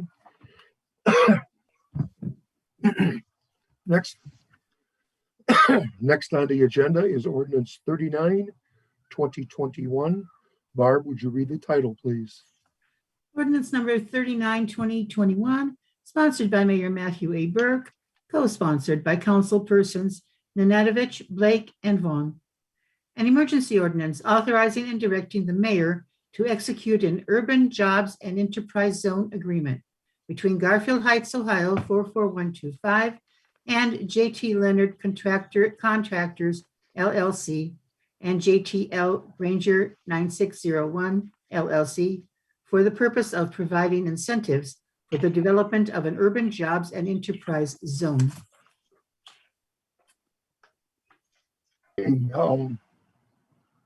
I would like to make a motion to consider a title. Barb, would you take the roll, please? Nanadovich, Nanadovich votes yes. Blake, Yes. Taglerini, yes, Vaughn, Vaughn votes yes. Dudley, Yes. Donahue. Yes. Suspension of the 3 reading rule. Barb, would you take a roll? Nanadovich, Nanadovich votes yes. Blake, Yes. Taglerini, yes, Vaughn, Vaughn votes yes. Dudley, Yes. Donahue. Yes. Waiver of Rule 24. Barb, would you take a roll call, please? Nanadovich, Nanadovich votes yes. Blake, Yes. Taglerini, yes, Vaughn, Votes yes. Dudley, Yes. Donahue. Yes. On its adoption, starting with myself, Nanadovich, before I vote, I would like to welcome the new business into Garfield Heights. I'm sure you're going to do great things. And plus, the one thing I care about is the building is full again. We see activity on the property, so we don't have to worry about it being vandalized or somebody breaking into it and taking what doesn't belong to them. I welcome you aboard, and I vote yes. Blake, Thank you. Before I vote, I would just like to welcome JT Leonard Contractors for coming to Garfield Heights and choosing to grow their business here. I think it's a great opportunity. And with that, I vote yes. Taglerini, Before I vote, I would like to welcome Jason's Construction into the city of Garfield and also mention that an issue this large needs to be brought out, not on the Friday before we vote, but they could have given us, the directors and the mayor could have given us a little more time. As you see tonight, we had many questions that weren't answered. We had to make a split decision. We had plenty of time in advance, I'm sure, when they were drawing up this agreement to allow Counsel to review it and make questions available. And with that, I vote yes. Vaughn, Before I vote, I just want to welcome JT Leonard Contractors back to Garfield Heights. We're glad you're here, and I hope your future is bright and be able to fill that building without any problems. And with that, I vote yes. Dudley, Before I vote, I just want to do the same and thank JT Leonard Contractors and tell them thanks for choosing the best city. All right, that's what we got. And with that, I vote yes. Donahue, I'm just gonna vote yes. Okay, Chuck. Okay. With that, again, welcome aboard, and that passes 6 votes. Yes. Okay. Okay, moving on. Ordinance 40, 2021. Barb, would you read the title, please? ordinance number 40, 2021, sponsored by Mayor Matthew A. Burke, co-sponsored by councilpersons Nanadovich, Blake, and Vaughn. An emergency ordinance authorizing the mayor to renew an agreement on behalf of the city of Garfield Heights with the court community service. Okay, I would like to make a motion to consider by title. Barb, would you take a roll call, please? Nanadovich, Nanadovich votes yes. Blake, Yes. Taglerini, Yes. Vaughn, Yes. Dudley, Yes. Donahue. Yes. Okay, on the suspension of the 3 reading rule, starting with myself, Barb. Nanadovich, Nanadovich votes yes. Blake, Yes. Taglerini, Yes. Vaughn, Vaughn votes yes. Dudley, Yes. Donahue. Yes. Waiver of Rule 24, starting with myself, Barbara. Nanadovich, Nanadovich votes yes. Blake, Yes. Taglerini, Before I vote again, I would like to have a little more time to review this, because some of the numbers don't look real good. And I did not have enough time with the other things that we were addressing today. Asking the directors and the mayor to give us more information earlier and that. And with that, you have my vote yes. Vaughn, Vaughn votes yes. Dudley, Unmute, Michael. Oh, yes. Donahue, Freeze. Donahue. Okay, I didn't hear anything. Yes. Thank you. Okay. And let's see, that was waiver of Rule 24. And on the adoption, starting with myself. Nanadovich, Before I vote, this is a much needed service to the community. God rest his soul when Mr. Leota worked with this. I could not believe the amount of trash that he picked up just from small area, 100, 200, 300 bags. And it helps keep the city clean, and I think it's well needed. And with that, I vote yes. Blake, Before I vote, I agree with Councilman Nanadovich's comments. I remember when Tim McLaughlin was the service director at the end of the year, he would usually give a total of all the things that they accomplished, and they're a very good service to use, and I'm glad we're renewing. With that, I vote yes. Taglerini, Yes. Vaughn?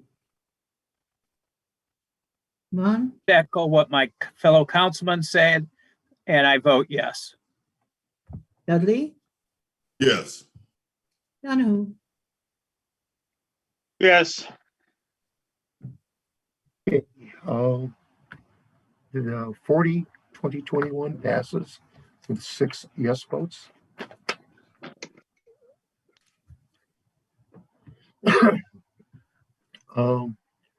Right now, I would like to ask Mr. Blake and Mr. Vaughn to sort of keep track, because I may miss something. I'm getting very dry right now, and I may have missed something if I step out of step for waiver of Rule 24 or something like that. Please caution me to go back again, please. Okay. Mr. President. Yes.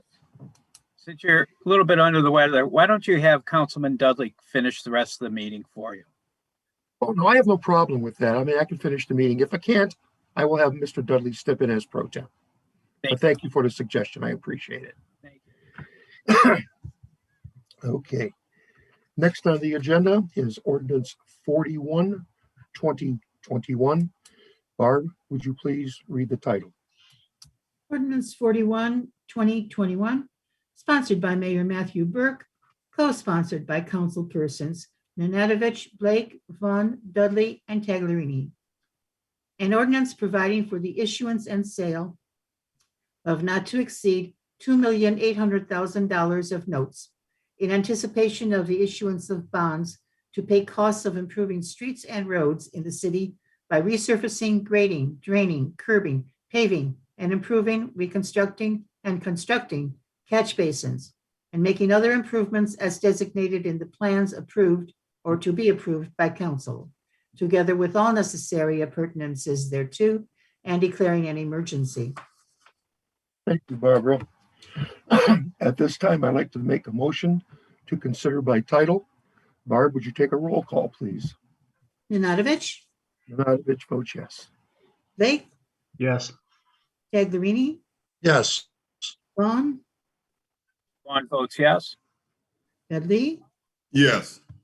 Donahue, Yes.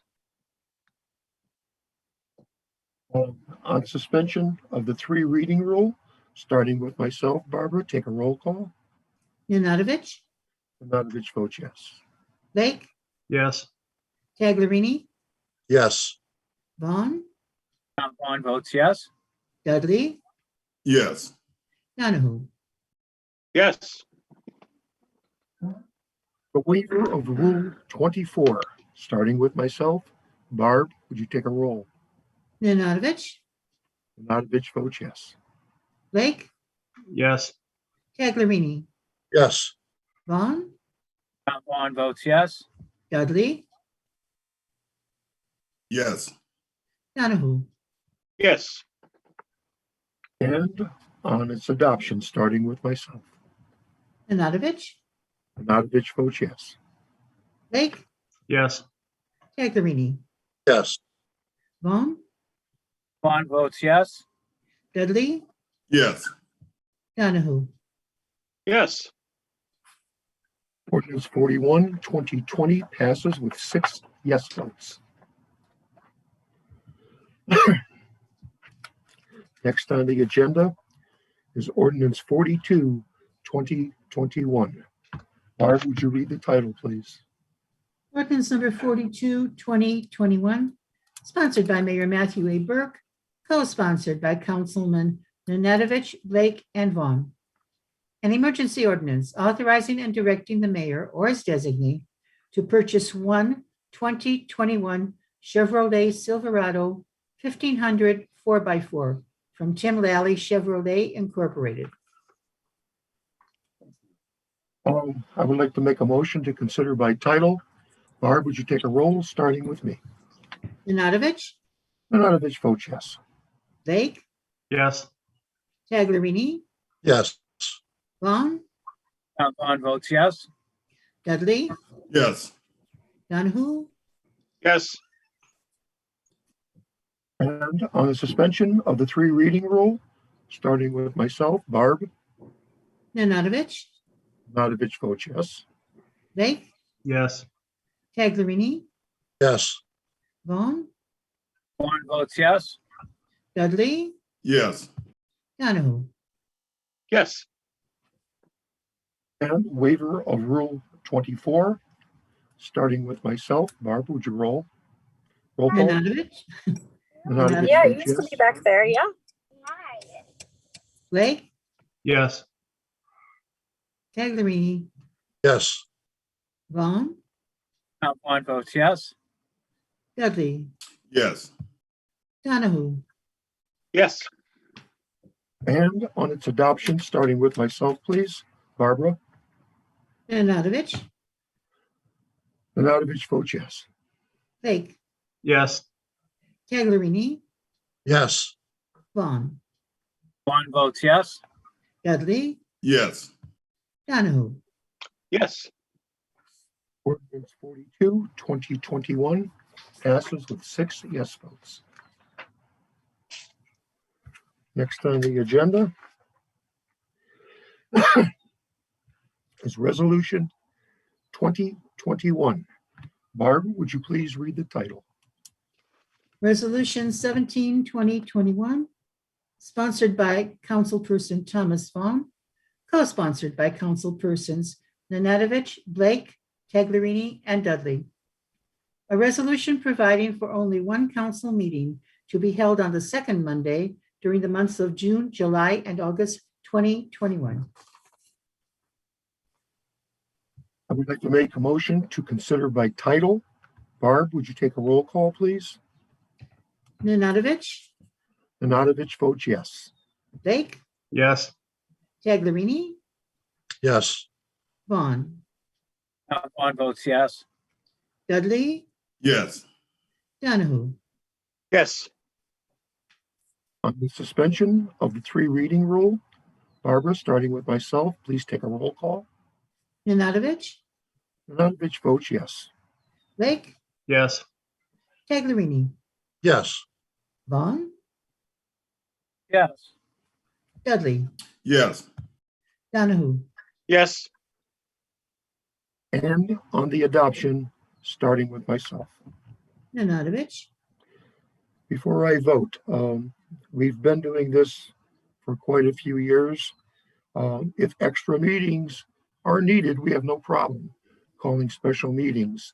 And I think this year will be no exception. There'll be special meetings on a lot of different topics rather than just legislation. But I look forward to getting the meetings taken care of and moving ahead with the city. And I will vote yes. Blake, Before I vote, I agree with Councilman Nanadovich, and summer session is allowable per the charter. And in the past, when they've gone into summer session, they've always had more meetings than regularly scheduled, it seems. But with that, I vote yes. Taglerini, before I vote, I'd just like to echo to my colleagues, and with that, I vote yes. Vaughn, I know it's unusual for me to be presenting legislation for summer session, but in light of the way things are right now and with this COVID going on, I'm a firm believer that at this time this is needed. And as my colleagues have said, we will definitely be calling special meetings if needed. And with that, I vote yes. Dudley,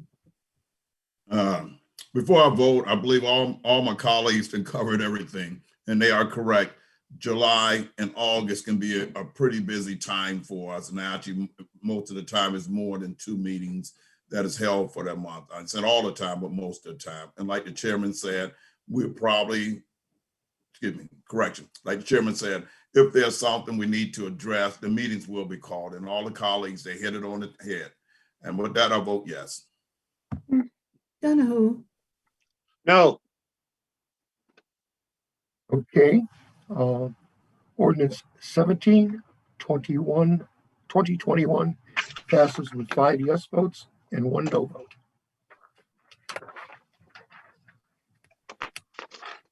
Okay, moving right along here.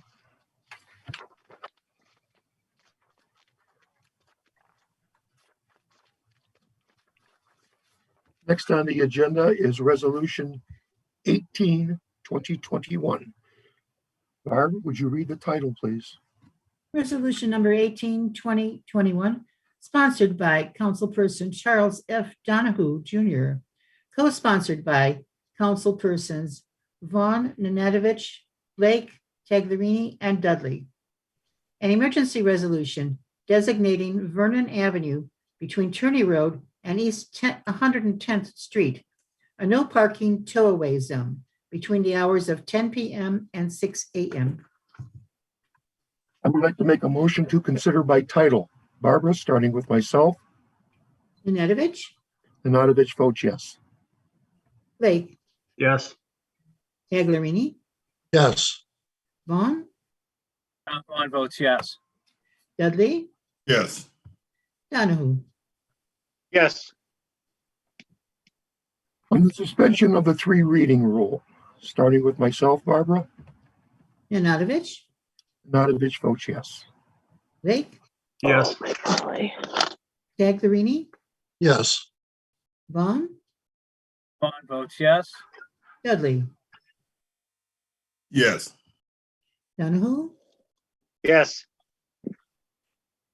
And on the adoption, starting with myself. Nanadovich, Nanadovich votes yes. Blake, Yes. Taglerini.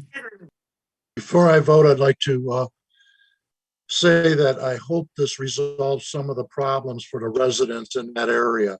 I know they've been having a lot of problems, and with that, you have my vote. Yeah.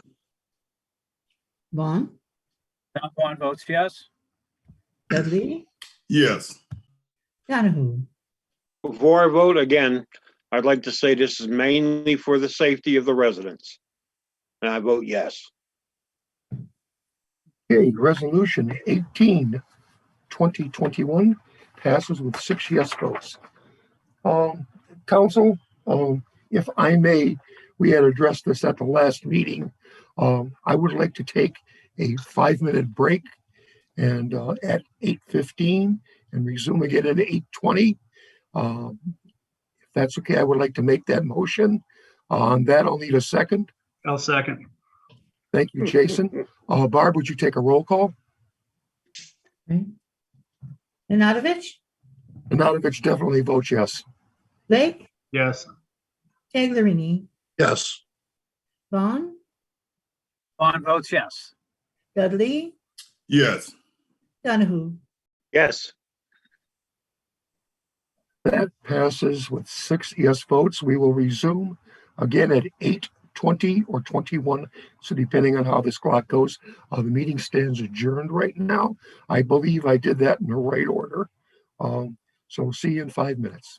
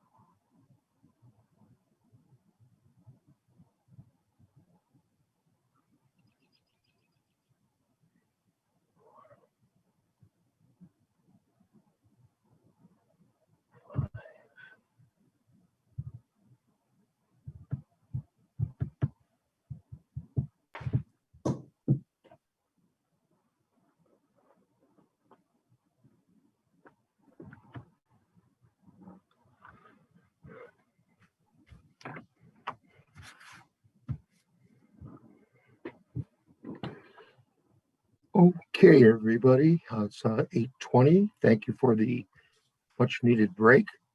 At this time, I would like to make a motion to resume the council meeting, the regular council meeting of Garfield Heights City for 4/26/2021 at the time of 8:20. Barb, would you take a roll call? I don't believe Barb's available. Yeah, Yep, there we Okay. go. Barb, would you make a motion to resume the council meeting for April 26th, 2021 at 8:20? Take a roll call, starting with myself. sir, do you need a second? I'll second it. Thank you. Okay. Okay, Nanadovich, Nanadovich votes yes, and thank you. Blake, Yes. Taglerini, Yes. Vaughn, Vaughn votes yes. Dudley, Yes. Donahue. Yes. Thank you very much, and that passes 6 votes affirmatively. We will now continue on with the resolutions for the meeting. We'll start off with Resolution 19, 2021. Barb, would you read the title, please? Resolution number 19, 2021, sponsored by Mayor Matthew Burke, co-sponsored by councilpersons Nanadovich, Blake, Vaughn, and Taglerini. An emergency resolution ratifying an appointment by the mayor of Frank Pribishevsky as a member of the Civil Service Commission of the City of Garfield Heights, commencing immediately for the term ending December 31, 2026. Thank you. I'd like to make a motion at this time to consider by title. Barb, would you take a roll call, starting with myself, please? Nanadovich, Nanadovich votes yes. Blake, Yes. Taglerini, Yes.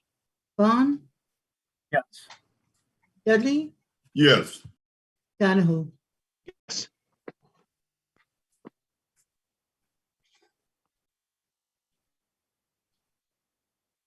What happened? Barb, we're stuck. What's the matter? The roll call, we didn't hear the last vote. Oh, okay. The I last voted vote yes. was Mr. Donahue. I vote yes. He voted yes. Thank you, Barb. Sorry. Next, I would like to suspend the 3 reading rule. Barb, would you take a roll call, please? Nanadovich, Nanadovich votes yes. Blake, Yes. Taglerini, Yes. Vaughn, Vaughn votes yes. Dudley, Yes. Donahue. Yes. I would like to call on our Mayor Burke right now. Mayor Burke, does this involve any kind of payment?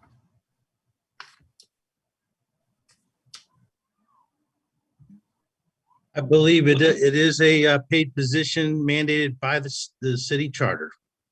Thank you.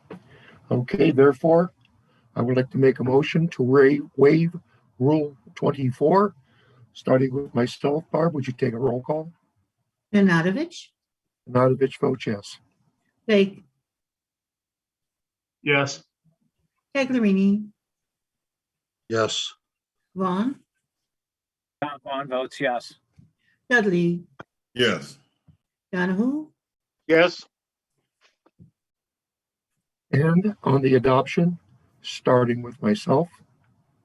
Nanadovich, Before I vote, Frank, are you with us? Yes. Just for my own clarification, you're muted, Frank.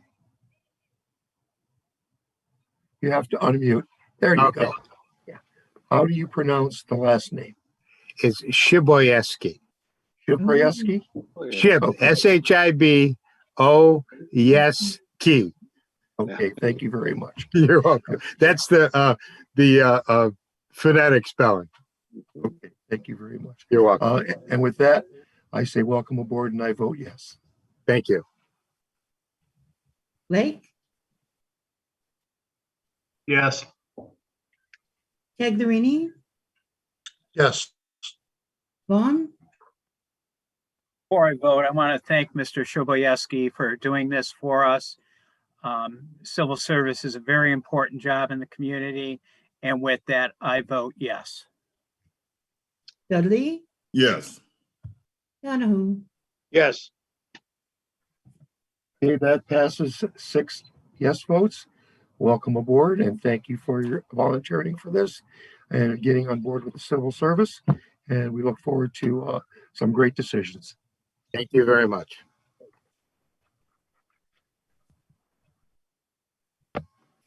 Next on the agenda, we have resolution 2020-21. Barb, would you please read the title? Resolution 2020-21, sponsored by Mayor Matthew Burke, co-sponsored by councilpersons Nanadovich, Blake, Vaughn, and Taglerini. An emergency resolution ratifying an appointment by the mayor of Patricia Wasikowski as a member of the Civil Service Commission of the City of Garfield Heights, commencing immediately for the term ending December 31, 2026. I'd like to make a motion to consider by title. Barb, would you take a roll call, please? Nanadovich, Nanadovich, before I vote, I welcome you aboard. And I look for, like I said to to Frank, that we look for some good decisions to be made. And I vote yes. Blake, Yes. Taglerini, Yes. Vaughn, Yes. Dudley, Yes. Donahue, Before I vote, I just want to say, I think the mayor did it on purpose, so we have to call everybody by their first name. And I vote yes. Tom and Jason, was that a consideration by title? Yes. Okay, I stand corrected. But anyway, we will go on. Thank you. Like I said, I'm getting a little lightheaded here. Okay, I would like to make a motion to suspend the 3 reading rule, starting with myself, Barbara. Nanadovich, Nanadovich votes yes. Blake, Yes. Taglerini, Yes. Vaughn, Yes. Dudley, Yes. Donahue, Yes. And waiver of Rule 24, starting with myself, Barbara, take a roll. Nanadovich, Nanadovich votes yes. Blake, Yes. Taglerini, Yes. Vaughn, Vaughn, yes. Dudley, Yes. Yes. Donahue, Yes. And on its adoption, starting with myself. Nanadovich, Ms. Wasikowski, what I said before, welcome aboard, and I vote yes. Blake, Yes. Taglerini, Before I vote, I'd like to welcome both of them aboard. I will not try their last names, but welcome aboard. And with that, I say,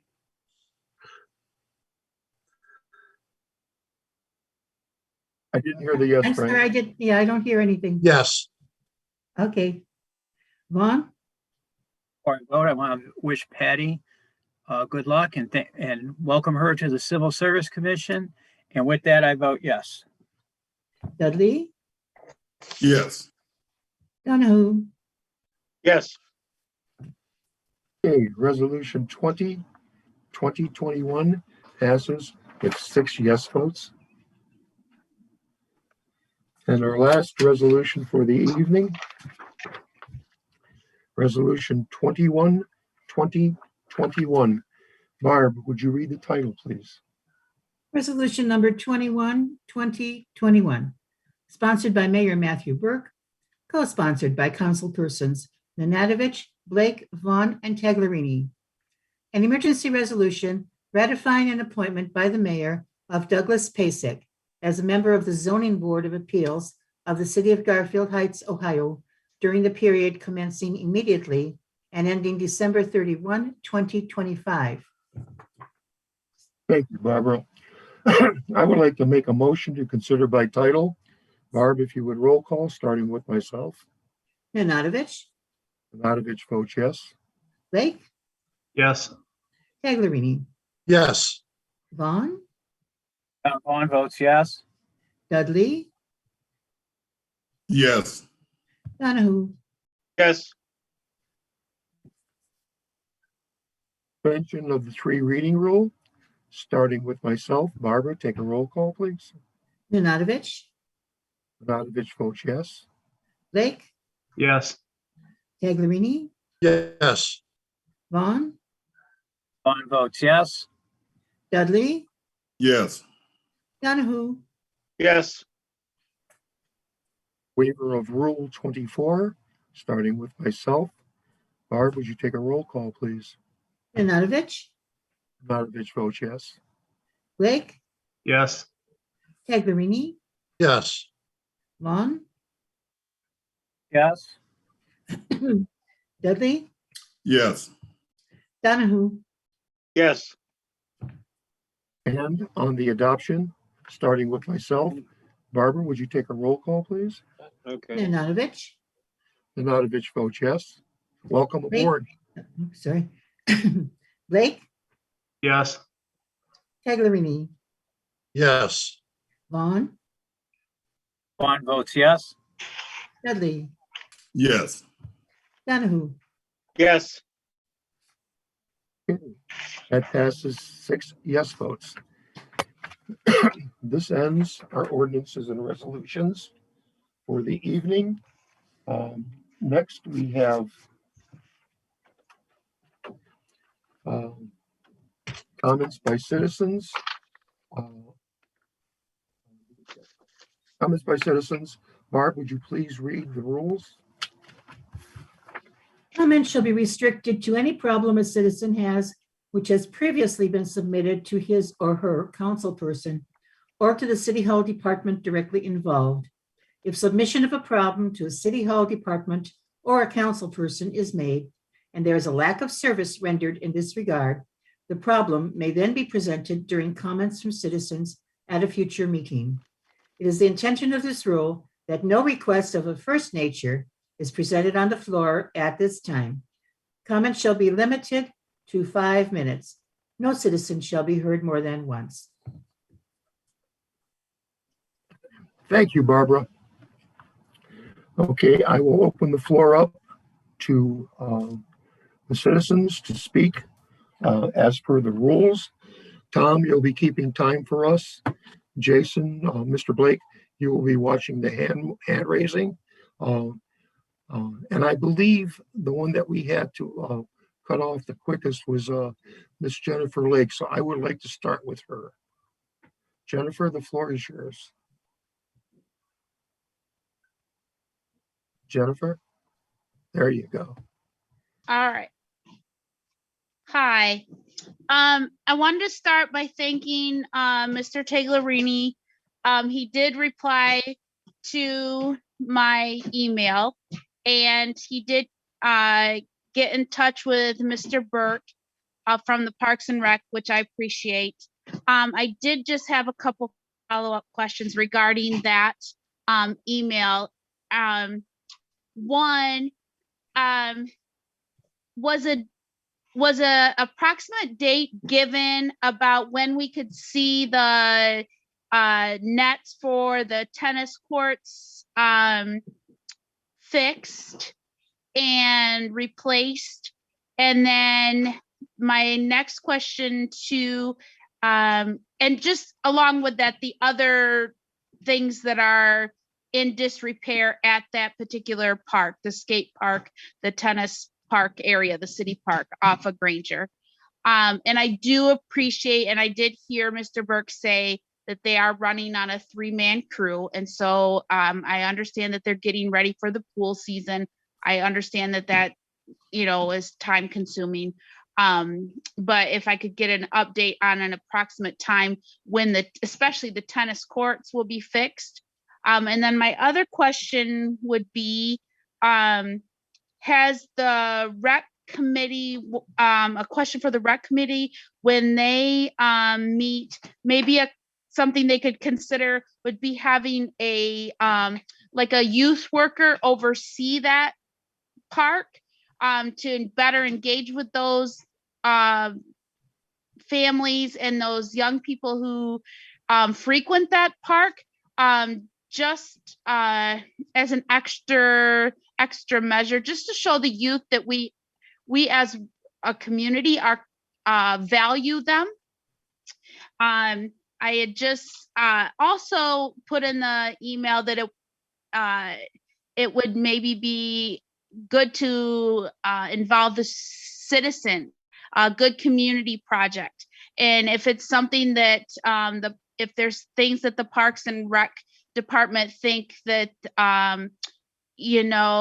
citizens could be involved in, I personally can come. I'm willing to help with that. Just some of those projects seemed like a larger scale than I'm willing to tackle. And so, but let me know. And then my second question was, first, again, thank you, Mr. Riley, for the additional information about the reading of the letters. And then I believe I just recently was given a list of the committees and commissions with openings. And so if he could share more information on how fellow citizens can get that information, that would be much appreciated. And that's all I have. Thank you. Okay, I really appreciate that. Thank you very much for your comments. I will make one statement before I turn it over to the Recreation Department. This new committee has been formed. Are you hearing me okay? First, I got to ask. Yes. Okay, thank you.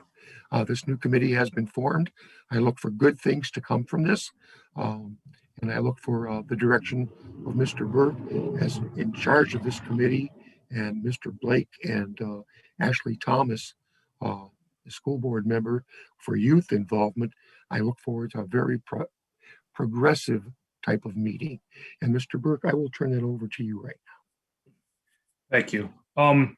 In regards to the two bleachers, the wooden bleachers that already need repair, those I'm even hoping within the next couple of days we'll have those two bleachers repaired. The netting, I wanted to double check. The email or the conversation I had with Mr. Tagliarini was there was a couple other nets that had holes in them or ripped. I know the far end one is missing.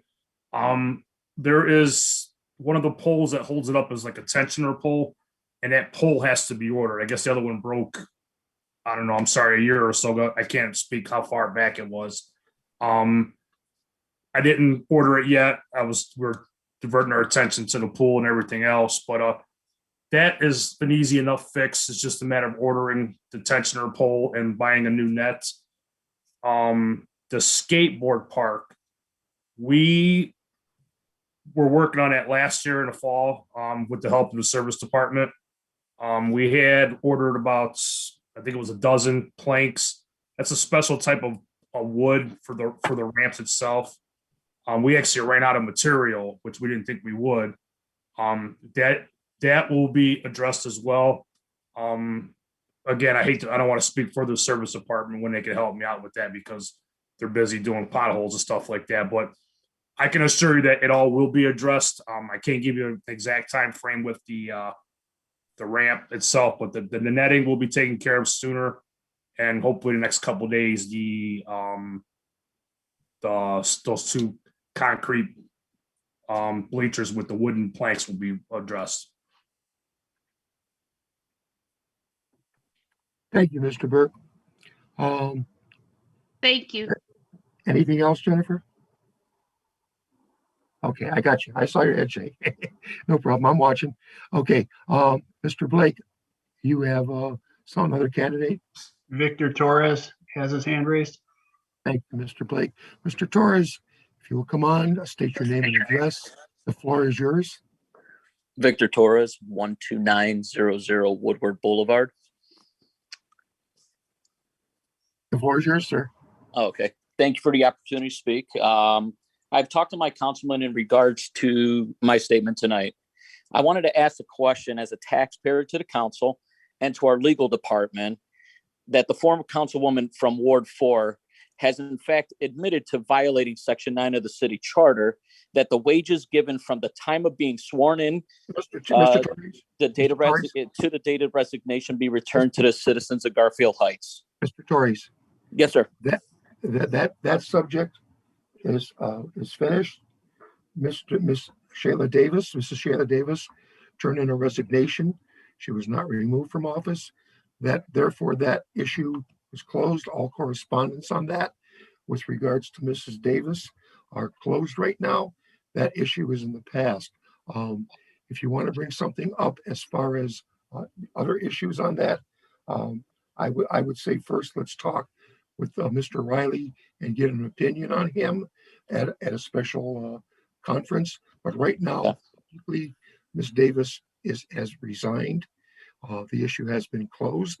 That's why the meeting was so abrupt, and there was nothing to discuss because she graciously resigned. And okay, because I was just wondering, since she never qualified for the position Mr. Chair, in the this first is Tim place. Riley. May I have the go floor? ahead.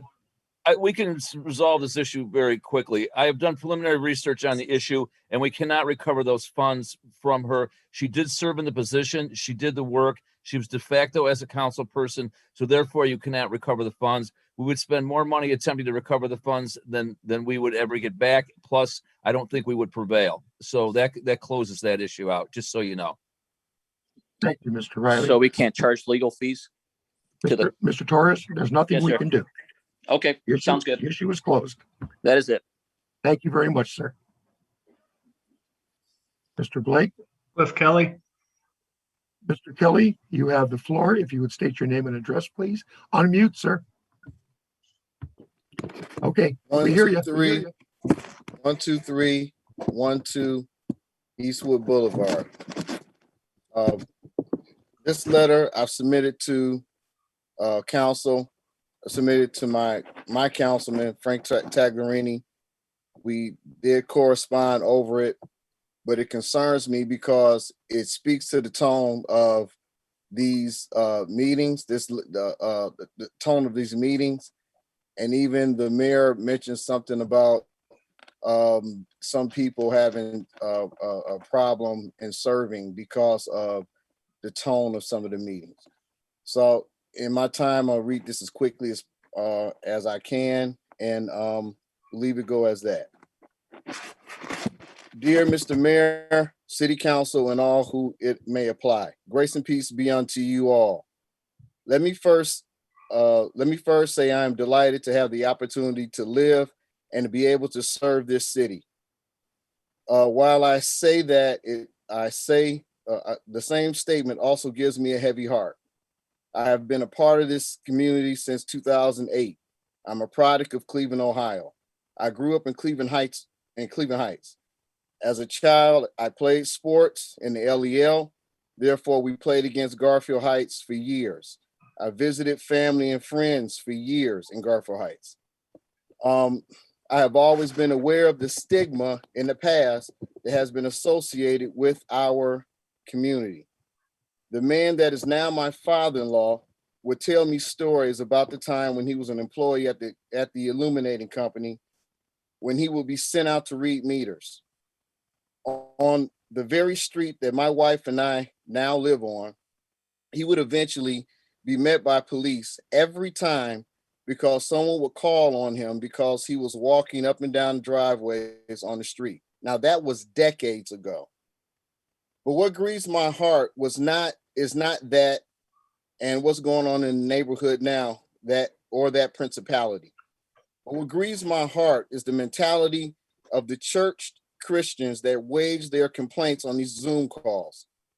I have sat back and listened to all these calls for months. And what I have honed in on is that the vast majority of these complainers appear to be members of the Christian church somewhere. This is very disturbing to me of what I've been hearing from those who should know better. Allow me for a minute to, as the prophet Ezekiel said, show the house to the house. Now, we are supposed to be stewards of God's mystery. We are supposed to be repairers of the breach. We are supposed to be handlers of God's grace and bring life to those who need it. But what I have witnessed these past few months leave me to ask, where's the wisdom? Where's the witness? Where's the discernment? Where's the fruit of the Spirit of us who probably say we have it? It totally appears to me that the hearts are wax gross, the ears are dull of hearing, and the eyes are closed to our purpose, which is to win people. Please explain to me how we are doing that with the following rhetoric. A resident charges corruption without listing the person or persons involved in this corruption, the action or actions and details in this present administration. Mayor, language about what he ate at a restaurant when that restaurant was dying. And when the mayor gives a plugging the restaurant, the business hits a spark and it bumps up. That resident was hurt by those comments, or rather that business owner was hurt by those political comments. A resident charges the mayor of selecting new diverse employees working in the city as tokens to make his own self look good when he himself is biracial.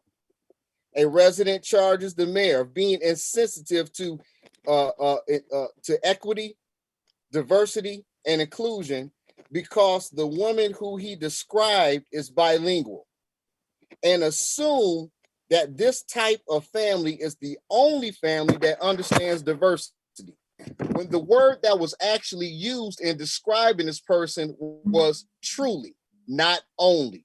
There's a great difference between the two words. When we use words seasoned with salt, we don't later have to go back and apologize for what we said originally. As Jesus told his own disciples, you know not what manner of spirit you are of.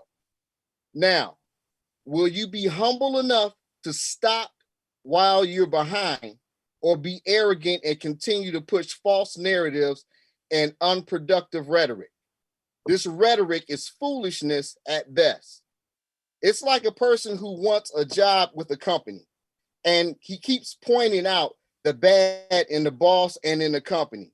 Keep pointing out the negativity of the company. But all the while you're applying for positions with the company, still pointing out the bad, but then telling the boss, you'll make it all better when it's all over. Mr. Vaughn. Excuse me, Mr. Kelly, I'm going to give you 2 more minutes. I make a motion, we give Mr. Kelly 2 more minutes. Okay, on the motion by Mr. Vaughn to grant Mr. Kelly 2 more minutes, I could have to have a second on this. Can I have a second? I'll give a second. Okay, Barb, would you take a roll call, please? Nanadovich, Nanadovich votes yes. Blake, Yes. Taglerini, Yes. Vaughn, Yeah, sorry for interrupting you, Mr. Kelly. And then state that Yeah, I'll make it all better if hired. Mr. Kelly, hold on Not one done. second. We're not done yet. Go ahead. After Tom Vaughn, Vaughn voted yes. he did vote yes. Okay. Dudley, Michael, we got on mute. Dudley, Mr. Dudley, Just everything froze up. All Okay. right. Yes. you vote yes? Yes. Donahue, okay. Yes. Thank you. Mr. Kelly, you have exactly 2 minutes. Start the clock, Mr. Vaughn. But then apply for the company and continue to badmouth the boss and the company while convincing the boss that you will change things if hired. Let's get back to corruption of our city. Where were these people and their energy when Mayor Longo allegedly had ghost employees working for the city?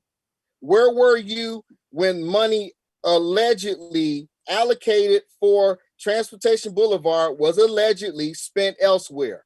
Where were you when it first was learned that Mayor Kalova allegedly was working in 2 different capacities, violating the charter?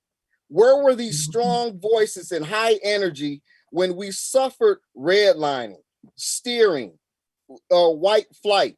Where was your discernment and your vetting process and the person who you support every meeting after meeting, but then learned that the person that you were supporting violated the charter themselves. Now, as we say in the street, take a seat, many seats.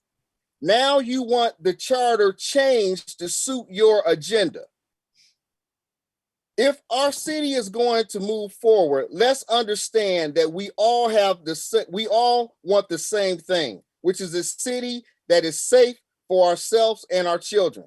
A city that focuses on how to move forward and not live in the past of our mistakes and sins.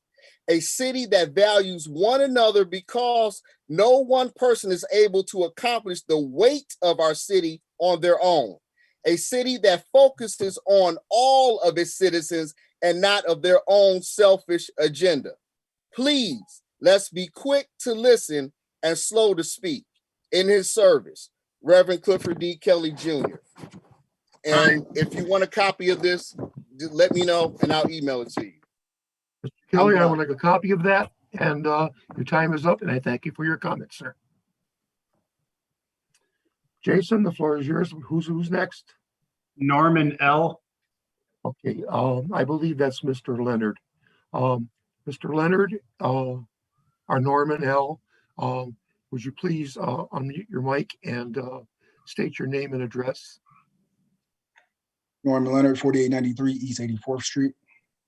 Okay, the floor is yours for 5 minutes, sir. I've been a resident of Garfield Heights for over 16 years, and I've seen some improvements, such as City View and the new library. But I've also seen countless things that made me question why things are the way they are. And, you know, it's made me, you know, and you know, some of those things, such as the animosity, you know, that I've seen from the city government towards the school district, the lack of communication from the city to the community about city information, meetings, events, and resources. And I realized that everything rises and falls on leadership, which has made me pay more attention to our leadership of our city over the last year. It's been very disappointing and sad to see how the leadership of the city has treated citizens with condescending and smart remarks when citizens have brought up concerns, or just tried to shut citizens down altogether just because they didn't agree, or because they took it as a personal attack upon themselves. Recently, over the last few weeks, you know, I've seen council pick and choose what letters from citizens they read or not, based on what fits their narrative and what they agree with. Now, just another way of trying to shut down the voices of the residents. Let me say this. Just because something doesn't happen to you doesn't mean it's not happening in this city. And that goes for everyone. Because, you know, just because an issue is brought up to you, it doesn't mean that we blame you for the issue. It means that we believe that you could possibly do something about the issue. So instead of taking the concerns of citizens as personal attack, how about you personally take it upon yourself to attack the issues that are brought up? Whether it's the mayor or city council or the governor, these are serving positions. And your job is to listen. It's not the community's job to come up with solutions for their issues or to find money to fix issues. That is what you are paid to do. We are all imperfect and make mistakes. What I've seen over the last months have been shameful. You know, there was a inquiry sent to investigate about the sunshine laws being violated. And the response that we got was, I asked those involved, and they said that they didn't violate the laws. They said that. But yet, we had a councilman specifically say last week that one councilman has consistently stopped everyone from breaking the sunshine law. My faith says to let he who is without sin throw the first stone, and to do unto others you would have them do unto you. I said all that to say, don't do what's best for your comfort level of yourself or your peers, or what's best for your political goals. but do what's best for this city and for all of the people who live here. I'm praying for all of you, and I'm praying for our city.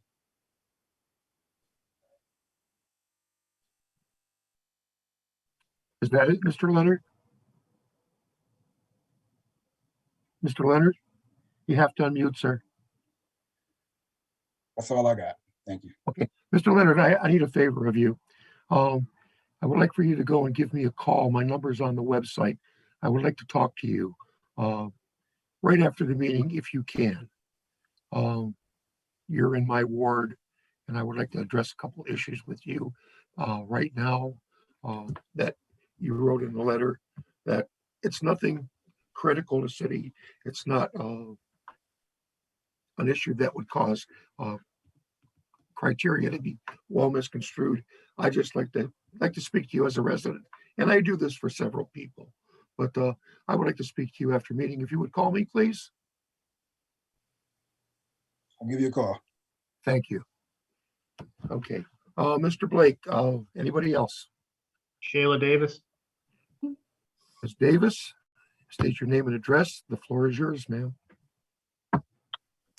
Thank you. Shayla L. Davis, 10813 Penfield Avenue, Garfield Heights, Ohio, 44125.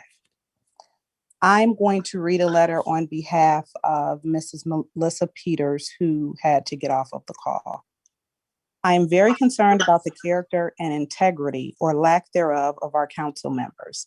Every council meeting Chairman, in the past year. Mr. Chairman. Mr. Dudley, Mrs. Davis. Who did she bring this up to, first of all? Who did she bring this up to? Our council representative and reference it to her, or another member of council? If she don't have one, did she bring it to the administration or somebody else before this letter's being read? That's a point of order. Mr. Dudley, if I may, Mrs. Davis indicated that she's reading a letter for somebody. If she deviates from the letter and gives us her own opinion, because I don't believe that I know of no, not that I don't believe, I know of nobody she spoke to. Have any of the councilmen spoke to Mrs. Davis? Was the letter submitted to council? Okay, but if she's reading a letter for someone, I will confine her to that letter. When the letter's done, our conversation is over. And I will give her that permission. So, Ms. Davis, you may read the letter from Ms. Peters, and only the letter from Ms. Peters. The floor is yours, ma'am. Mr. Chairman, I do want to pause you. I requested to do nothing other than read, which is exactly what I was doing. So I don't understand, but thank you. Yeah, the floor is yours. I'll start from the top again. Right. I'm very concerned about the character and integrity or lack thereof of our city council members. Every council meeting I have attended in the past year, I leave feeling frustrated and gravely disappointed in the lack of professionalism in our council members. When I researched city council members' role and responsibilities, this is what I found repeatedly listed and prioritized first. Actively listening to residents' concerns and wishes, putting public interests first, being responsive with residents' concerns, being objective, respectful, and transparent with citizens, being a tireless advocate for your ward/district. None of our council meetings reflect this code of ethics and values. Council members are repeatedly disrespectful to citizens by making residents feel they are being yelled at like children if they are even able to be heard in the first place. The last meeting, Councilman Donahue yelled "shut up" to a resident, and I didn't hear any member of council say a word. Every time a resident tries to bring up concern, they are cut off usually by Councilman Ananovich as he goes out of his way to find reasons to not hear the concerns of the residents who elected you to your positions in the first place. Council President Ananovich has repeatedly responded to citizens with, "This is our meeting. Do you want to hear from this person or not?" Many residents feel completely dismissed, which is the exact opposite of a public servant's job. Council members repeatedly become defensive and make excuses for themselves without taking ownership for their actions. They repeatedly validate themselves without validating citizens' issues or offenses, which just continue to make your residents feel unheard and not valued. I would have hoped to have heard and seen these elected officials showing responsiveness and respectfulness to residents with action plans on what they will do to make our city better, showing they value our opinions and concerns. Garfield Heights residents deserve to see these ethics and values in all interactions with elected officials. I am deeply saddened to see this continue meeting after meeting with no sign of any change, even after repeated input and correspondence from many residents asking for better, asking for change. I truly hope Garfield Heights residents choose better at our upcoming election, or we will never see change. Disappointed resident, Melissa Peters. Thank you. Thank you, Ms. Davis. I Councilwoman appreciate that. Manovich. Yeah. And I did receive that letter. So Ms. Peters did communicate with me, and I believe she communicated with the other ones. Ms. Davis, thank you very much for reading that for her. And I'm sure Ms. Peters as well was grateful for the fact too. So with that being said, Mr. Blake, does anybody else have their hand up? I am not seeing anyone. Okay, would you check a second time just so we don't miss anybody, please?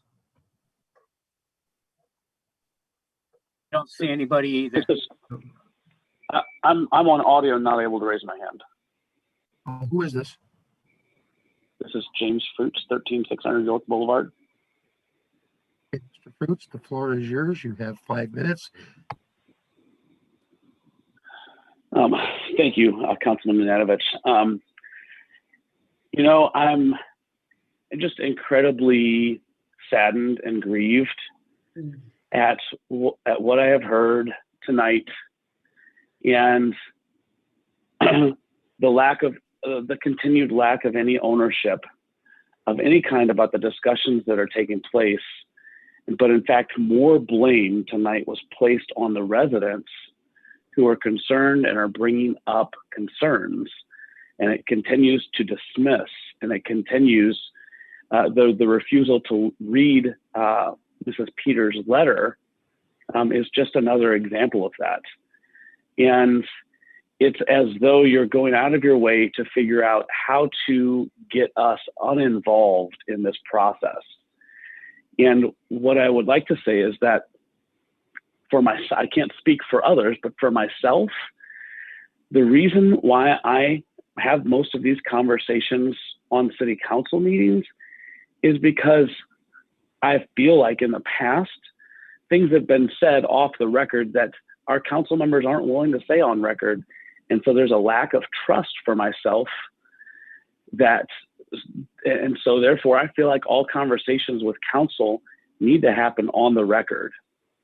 And the way that residents continue to be dismissed and blamed, and there is no ownership or responsibility owned from administration or from council, is incredibly, incredibly concerning and incredibly disheartening.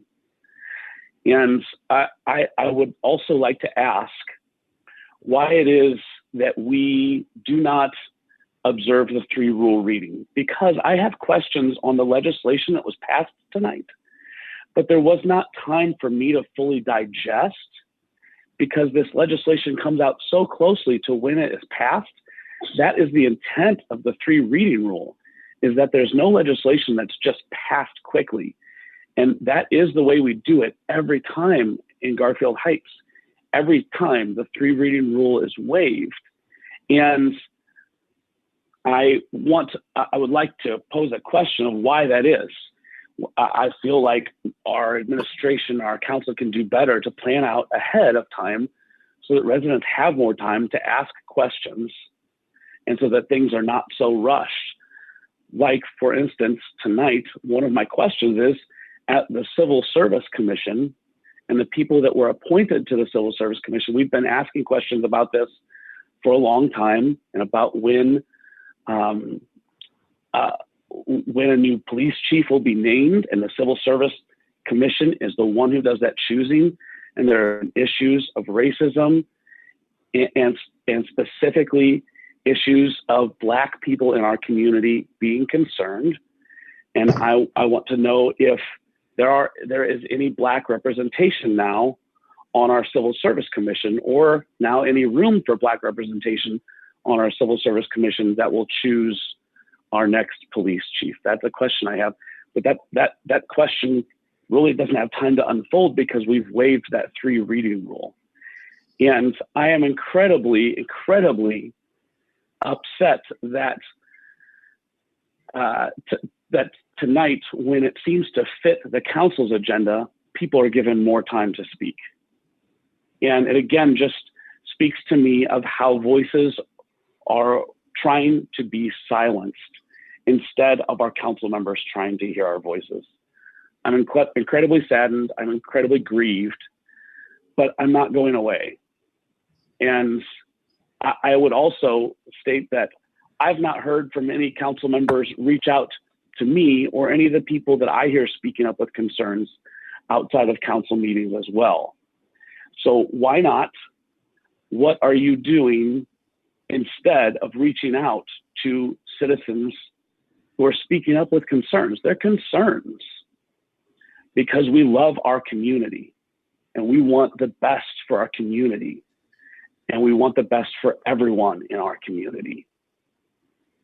And I think it's time that there are some changes made and that our leadership looks deep within themselves and asks what changes you guys need to make. Thank you. Thank you, Mr. Fruits. If I may quickly answer just a couple of items that you brought up. One of them is the installation of the new police chief. That can't be done until Mr. Burns, our former police chief, retires. He's got a couple more months to go. He has to finish out his drop program or whatever they have so that he can get his full retirement. So technically he's still employed by the city. As soon as he retires, which I believe will be either in June or July, the test will be given and decisions will be made from the test that's given. The test is open to everybody. That's on our police force, I believe, and it's up to them to take the test. As far as the issue of communication, I ask you, have you conversed with your council representative? Because you say nobody talks to you, answers your questions. If you address your council person, I'm sure the council person would give you an answer or check into it of some sort. But just to say that nobody ever gets back to you, we don't know it. The other council people don't know you're talking to your council person. So you can't blame us for that as far as communication. And I believe directors and then council people, as it should work out, are the line of chain of command. So going from there, I will leave it at that. And if there's any questions that anybody else wants to answer as far as administration, I'm talking about, as far as civil service, the diversity, I don't know what it's made up of. I know of just a couple of people on the board. I do not know them all. But I'll leave it at that. Mayor Burke, do you have any input as far as the diversity on the Civil Service Commission? I do. I actually tried to recruit when I wasn't getting any response from anybody in reference to their interest in the job. I did try to reach out to a few individuals who make it diverse. One individual didn't call me back. The other one did not fit the qualifications because you actually have to have either one Republican, one Democrat, and one independent, 2 Republicans and 1 Democrat, or 2 Democrats and 1 Republican. And we had quite a few Republicans already on the Civil Service Commission. So to get the other one, to get somebody else on, they would have had to have been a Democrat. And the only other Black or African-American person that I spoke to was a Republican. So just trying to be as transparent as possible when you don't really have to have that in the charter. The charter doesn't say that we have to post these jobs, and I'm trying to work with the residents. In doing so, just to try to be transparent with everybody, I make myself available every single Saturday morning for a call with the mayor. It's open to every single resident in the city of Garfield Heights. This is when I answer questions. This is when I try to address things. This is when I ask for help from the residents of the city. Before I even was put into this office, I always put myself out there through my community awareness meetings.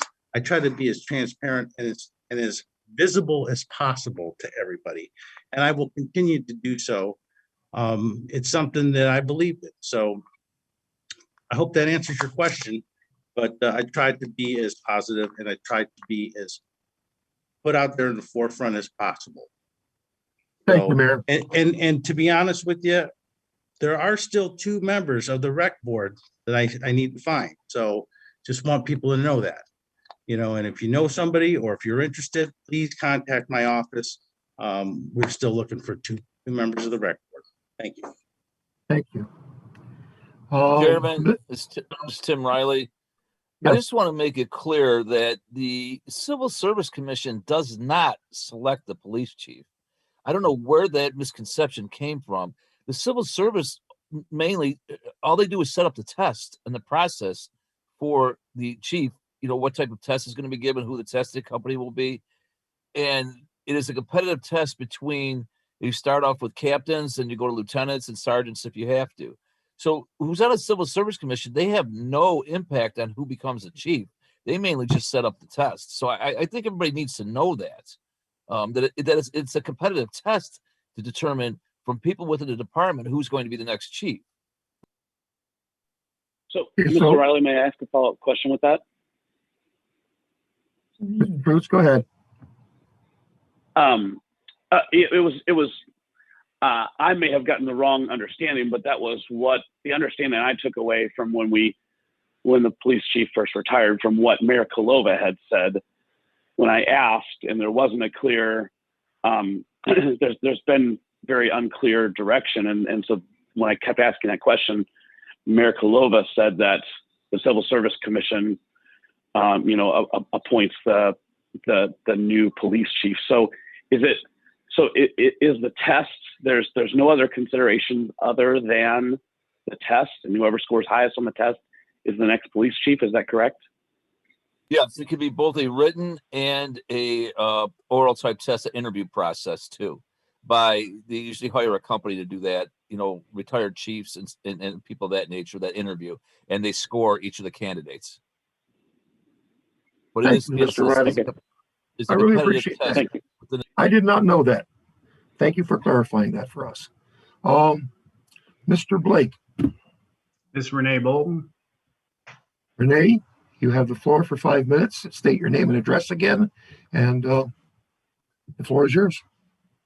Renee Bolton, 5749 Turney Road. So I spoke with Frank, Mr. Taglerini about this before. I do this every time.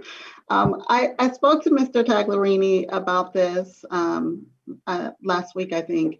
And conversation tonight has made me feel that this is actually, I was not going to speak on it on the floor, but I think that it should be addressed. So I previously requested a list of all the committees, commissions, and boards that are currently available in Garfield Heights or open in Garfield Heights, as well as the residents who are on those boards.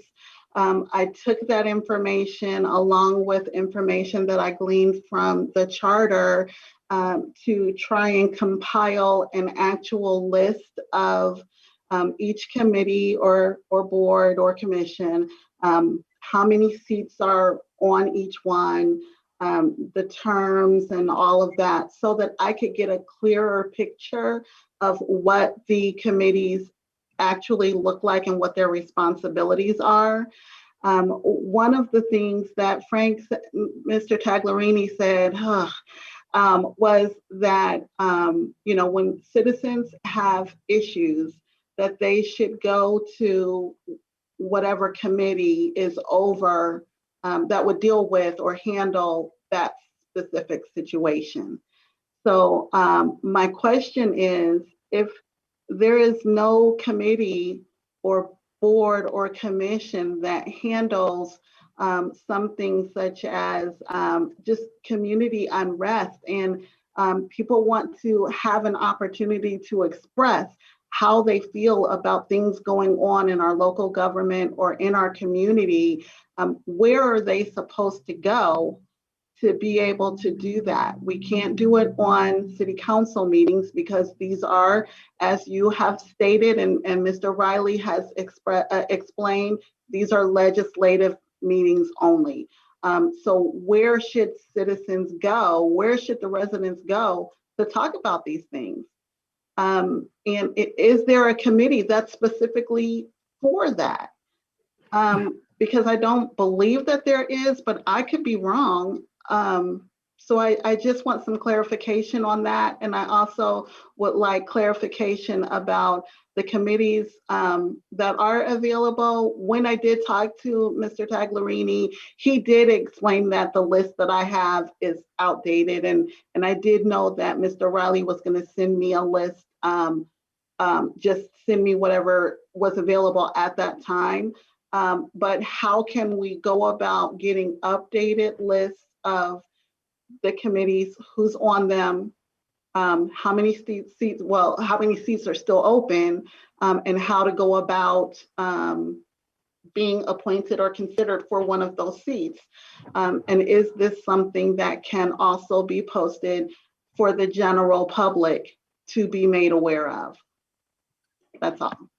Thank you. Ms. Bolton, in answer to one of your questions, if I may, the information put out to citizens concerned about the condition of the city, the way the city's going, personal problems that they're having with communications with anybody.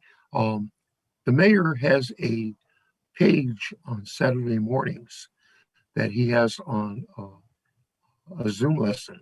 Mr. Vaughn has a very, very large Block Watch meeting on Ward 7 held at St. Monica's Church. Mr. Blake has a community awareness meeting where things like this are talked about.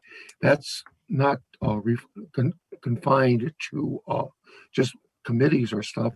It's an open forum to where you can address your concerns. Like say you have a concern about, I don't know, I'll just pick a subject, kids running in the street, or you want to talk about the condition of the parks, other than going to the director. This is all like a sounding board where you can go to these meetings. I try to start mine up in my ward, but my residents are a little reluctant after we had an incident many, many years ago, and they don't want to start it up again. But you have 3 other avenues where you can sound these meetings. The mayor on his Zoom calls, I believe are on Saturdays, and he posts that. You have Tom Vaughn, who posts it in the neighborhood news, and you have Mr. Blake with his community awareness meetings. And Mr. Dudley, he has a few meetings every once in a while where he gets his group together too. So we have the avenue to express and find out the answers. And if you don't get them there, as far as the issues that you were talking about, because there is no committee that can cover distress in the city, trust issues and things, other than, you got a building permit problem or something like that I can help you with. But I will tell you this, I will let you know what committees are available. I will research this for you. I will find out who's on the committee that allows citizens to be on it, because we have several committees, but it's all council members. It's the committees of council, and there's 8 of them. And that's by council only.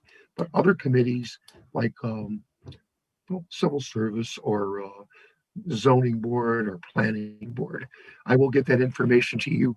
Give me a week, call me, let me know that you're waiting for this, because I got a few things going on right now. And I'm looking forward to working with you and getting you satisfaction from what you're requesting. So give me a week, call me, and we'll go from there. Okay? Okay. Like that? Oh, you're muted. Okay, thank you. Okay, Mr. Blake, I see Giselle's got her hand up. Thank you. Giselle, state your name and address, and the floor is yours. Hi, Giselle Gaynor, 4957 East 81st Street, Garfield Heights, Ohio. 44125. I might as well finish it. Really quick question. So I hear a lot, not just in this meeting, but meetings prior about the committees and who's on them, what's available, so on and so forth. Is it possible to make that part of the announcements on these regular council meetings so people know what is available? And if they like to express interest, they can follow up accordingly. And it would also be helpful to know ahead of time if there are vacancies that may not be for residents, but are appointments, based on actual experience. So we know ahead of time what to expect and what qualifications we should look for in those individuals. Because even though certain roles may not be open for residents, it would be helpful to know who is actually taking on those professional roles, I'll say. But, overall, I think it would be help to kind of put this to rest somewhat if those appointments could be shared on this call as part of the announcements piece. Just a recommendation. Okay, Giselle, or Mrs. Gaynor, I'm sorry. I'm going to get with our mayor, Mr. Burke, and Mayor Burke, and talk to him about getting this on the website. We have a very good IT man now, and he's doing a great job. Both of them are, and I believe that we're putting more and more on a website. I would like to see it a little bit friendlier because it fights me all the way, but I will speak with the mayor and see what we can do about this, because he's making a lot of transparencies with the Zoom calls, the website he has, and the way the communications are being started. And I think we're moving ahead, not fast enough for everybody, but like I said, I will talk with the mayor. And we'll go from Mr. there. President, Please, Mayor Burke. I just want to say, Giselle, I hear you, Ms. Gaynor. It's one of the biggest challenges I've been facing since I've been here is actually getting the website where we want it. And one of the things that I have on that radar is to actually have a page that will show you every person that's on what committee. It'll also tell you if there's a vacancy on that committee. It's so difficult because there are so many things that need to be done to that website. And when I took office here, there was a slew of people that were termed out. And I'll be honest, I've been trying to get as many people as I can that want to serve. You take a look at that Community Relations Committee, that was an appointment of 6 people and 1 designee. That literally took like 5 days and countless hours of interviewing just to get to that point. I'm doing the best I can, and I'm going to try to get that website up and running so that it's easy for residents and you'll be able to click on and see that. If you look at some of the websites out there, like for instance, I looked at the city of Mayfield Heights the other day. I look at Westlake. We even looked at the city of Berea. They have that on there, and that's something we need to get to. It's something I have on my radar. So I think when that happens, it'll answer a lot of questions that people have about committees, who's on them, how do you get appointed to them? And we're probably going to also have a drop down or a form submission on that page that if you're interested, you can go ahead and upload your qualifications, your resume, your letter of intent, or your letter of interest. I'd like to have that all on the website. So hopefully we get there one of these days. Thanks. Sure. Mayor. No, thank you for that information. And I think that that's great, but I know that you guys have been saying for quite some time, you're working on that, and I understand it's a lot of components that go into that and a lot of vested parties, but to drive some peace in the meantime, I'm sure that information is transcribed somewhere, even if it's just on a piece of paper, just to say very quickly, hey, these are the openings that we have. Or these are the appointments that we're looking at, just so people have some transparency, because I don't think that the intent is to hide the information from the residents. However, I think for people, at least based on my understanding of calls that I've been a part of on or council meetings that I've been a part of, I think that people have that or draw that assumption. And I think that, so that's why I was just bringing it as a suggestion, just to help drive some peace. Thank you, Mrs. Gaynor. Your question will not fall on deaf ears, I guarantee you. Thank you. Mr. Blake, is there anybody else wishing to speak? Mr. Chairman, Father David had his hand up briefly. I don't know if he still wanted to speak. I'm still here. I'm not sure I know how. Am I on? You're on. Okay, Father David, if you would state your name and address, and the floor is yours. You have 5 minutes. Father David Nestler. David Nestler, Holy Spirit Church, 4341 East 131st Street. Okay, the floor is yours, sir. I want to comment on the letter that Miss Shayla Davis just read about 15 minutes ago. Mr. Peters' letter. No one's commented on that letter. Are you asking? No, it was Mrs. Peters' letter. Miss Davis read it. Yes, you read Mrs. Peters' letter. Her letter was articulate. That letter was articulate and well written. I want to know why no council person has responded to it. When I have an issue in the city, I call Mr. Dudley. He's my council person, and he responds immediately. Thank you, Mr. Dudley, for wearing a tie tonight. Appreciate that. Appreciate it. He always responds immediately. But I've written to all when something has gotten me hot, and I've been hot a lot these last couple of weeks. When something has gotten me angry, I've written to you, the mayor included, and no one has answered me except Mr. Dudley. When I write all of you, I expect at least I got your message. I expect at least I got your email. I don't know where my letter went. I know every one of you got it in your hard boxes, in your mailboxes at City Council. I expect a response, and I have not gotten it, and that's my complaint tonight. And I think that there is. Let me go back to where I began. That the letter that Miss Davis read tonight from Miss Peters, I think that's what you said. Why no one had anything to say about the content of that letter, that disturbs me. I'm done.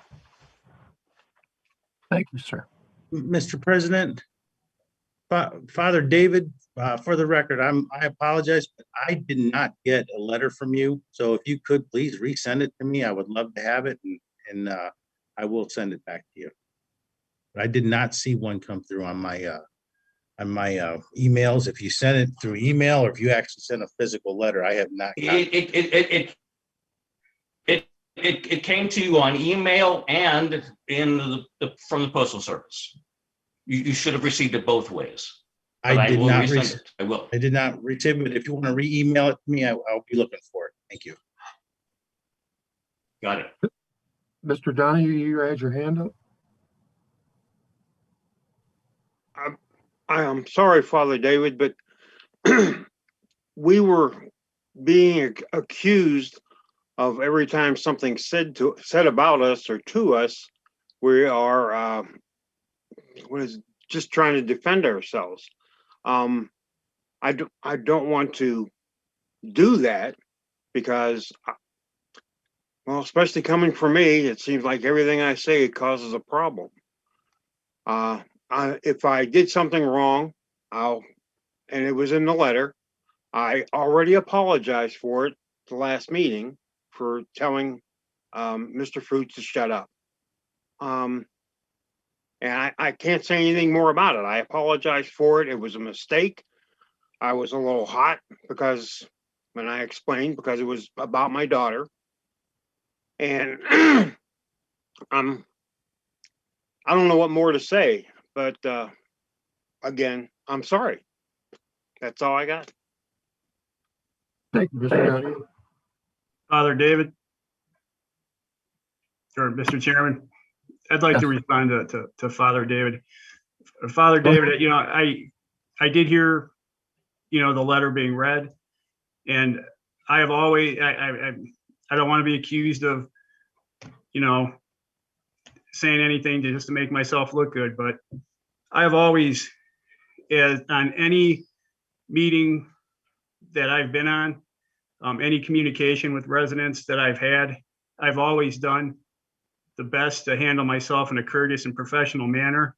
And I would believe that if you went back and looked at the, you know, the meeting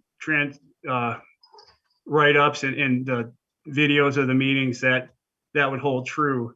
So I've always done my best to, you know, deal with people respectfully and courteously. And, you know, if that hasn't been the case, I would hope that somebody would let me know. But I haven't been told otherwise. And I like I said, I do my best to be courteous and professional, you know, to the people that I deal with. Thank you, Mr. Blake. I Mr. Blake? appreciate that, sir. Thank you. Mr. Blake, do we have any more hands up? I did have one message. I know Mr. Fruits spoke earlier, but there was one question that he had that did not get answered, and I don't know if that can be revisited. One chance to speak and one only. I have to abide by the rules because I don't want to be accused of breaking them. So okay, we'll leave it at that. So, if there are no other hands being raised, we will move into miscellaneous comments, and we will start that off with, I'm going with the best. We'll go with Mr. Dudley. All right, Mr. Chairman.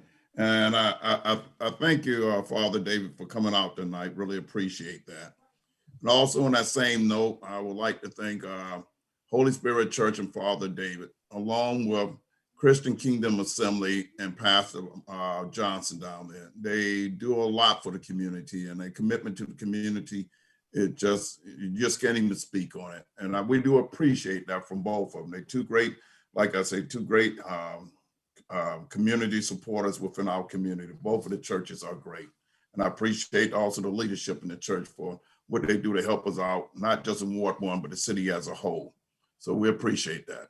One thing I wanted to do before I start speaking, because I know it's getting warm outside, and we know as we see the violence just picking up everywhere right now, I want to encourage people, when you have something going on outside your house, or somebody come there and they want to, you know, fight you or fight your children or somebody, do not let your children go outside. You do not go outside. You call the police. You stay safe in your home. If you go outside, it takes two to tango. Call the police. Do not let your child go out there and confront nobody. Don't you go outside and confront nobody. For your safety, listen to me. I worked security almost all my life as well. Do not do that. That's a problem waiting to happen, and somebody can be hurt, if not even killed. The police are there to protect you. So you're safe while you're in your home. As long as you're in your home, you are safe. Call them and let them confront the outsider. But don't let your child go out there, whether you think your child is going to win the fight or not. Do not send them out there for their safety as well. All right, Mr. Chairman. As we go on right here, I do want to mention, and I'm not going to be repeated on this, or what we said, I'm losing my voice. It's been a long meeting. But we did talk about, in case people talk about the commission position for the civil service, that was something that was addressed actually in the caucus. I brought my concerns up. My questions were answered, that it was placed on the city website and it was in the neighborhood news. I did bring that up and I was notified that it was there. And that what takes care of that issue right there. Also, I want to mention the problem we also have in our notice. We got a lot of young kids, and I mean little kids, are walking dogs who are really walking them down the street now. There's no way that some of these children can have control of the dogs that they're walking down the street. And I'm asking parents, if you got a child who's like 10 years old, there's no way they can control a Rottweiler or a Shepherd or Pit Bull or any type of them dogs. Do not let them walk them dogs out there in the public. There's a problem waiting to happen. We almost had an incident where a dog was pulling a little boy to get to another dog. And lucky the other dog got away, but that could have turned out bad for the dog or somebody else. Only allow a person who's capable of handling your dog, walk your dog for you. Next thing I want to mention, once again, when we're talking about the violence that is going on out here in our city, as well as other cities in the nation as a total, I want to thank once again, Holy Spirit. We will be having what we call a Stop the Violence rally. It's going to take place on Saturday, May the 8th, 4 to 6:30 p.m. at Holy Spirit Church, 4341 East 131st Street. We're going to have a great speaker there. We're going to do some balloon releases, and we're going to actually recite the names of all of them that we have who has lost their lives in the city of Garfield Heights through an act of violence. Even if they were visiting our city, if violence caused them to lose their life, their name will be mentioned. And we're trying to gather that information as we speak. We're definitely looking forward to you coming out there.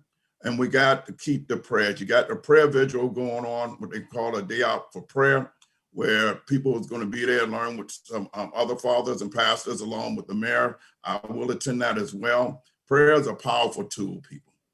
I'm telling you, it's a powerful tool. Never stop praying. But once again, this is going to be a good event, and we got to call attention to the violence. And we got to do something. We got to stop it.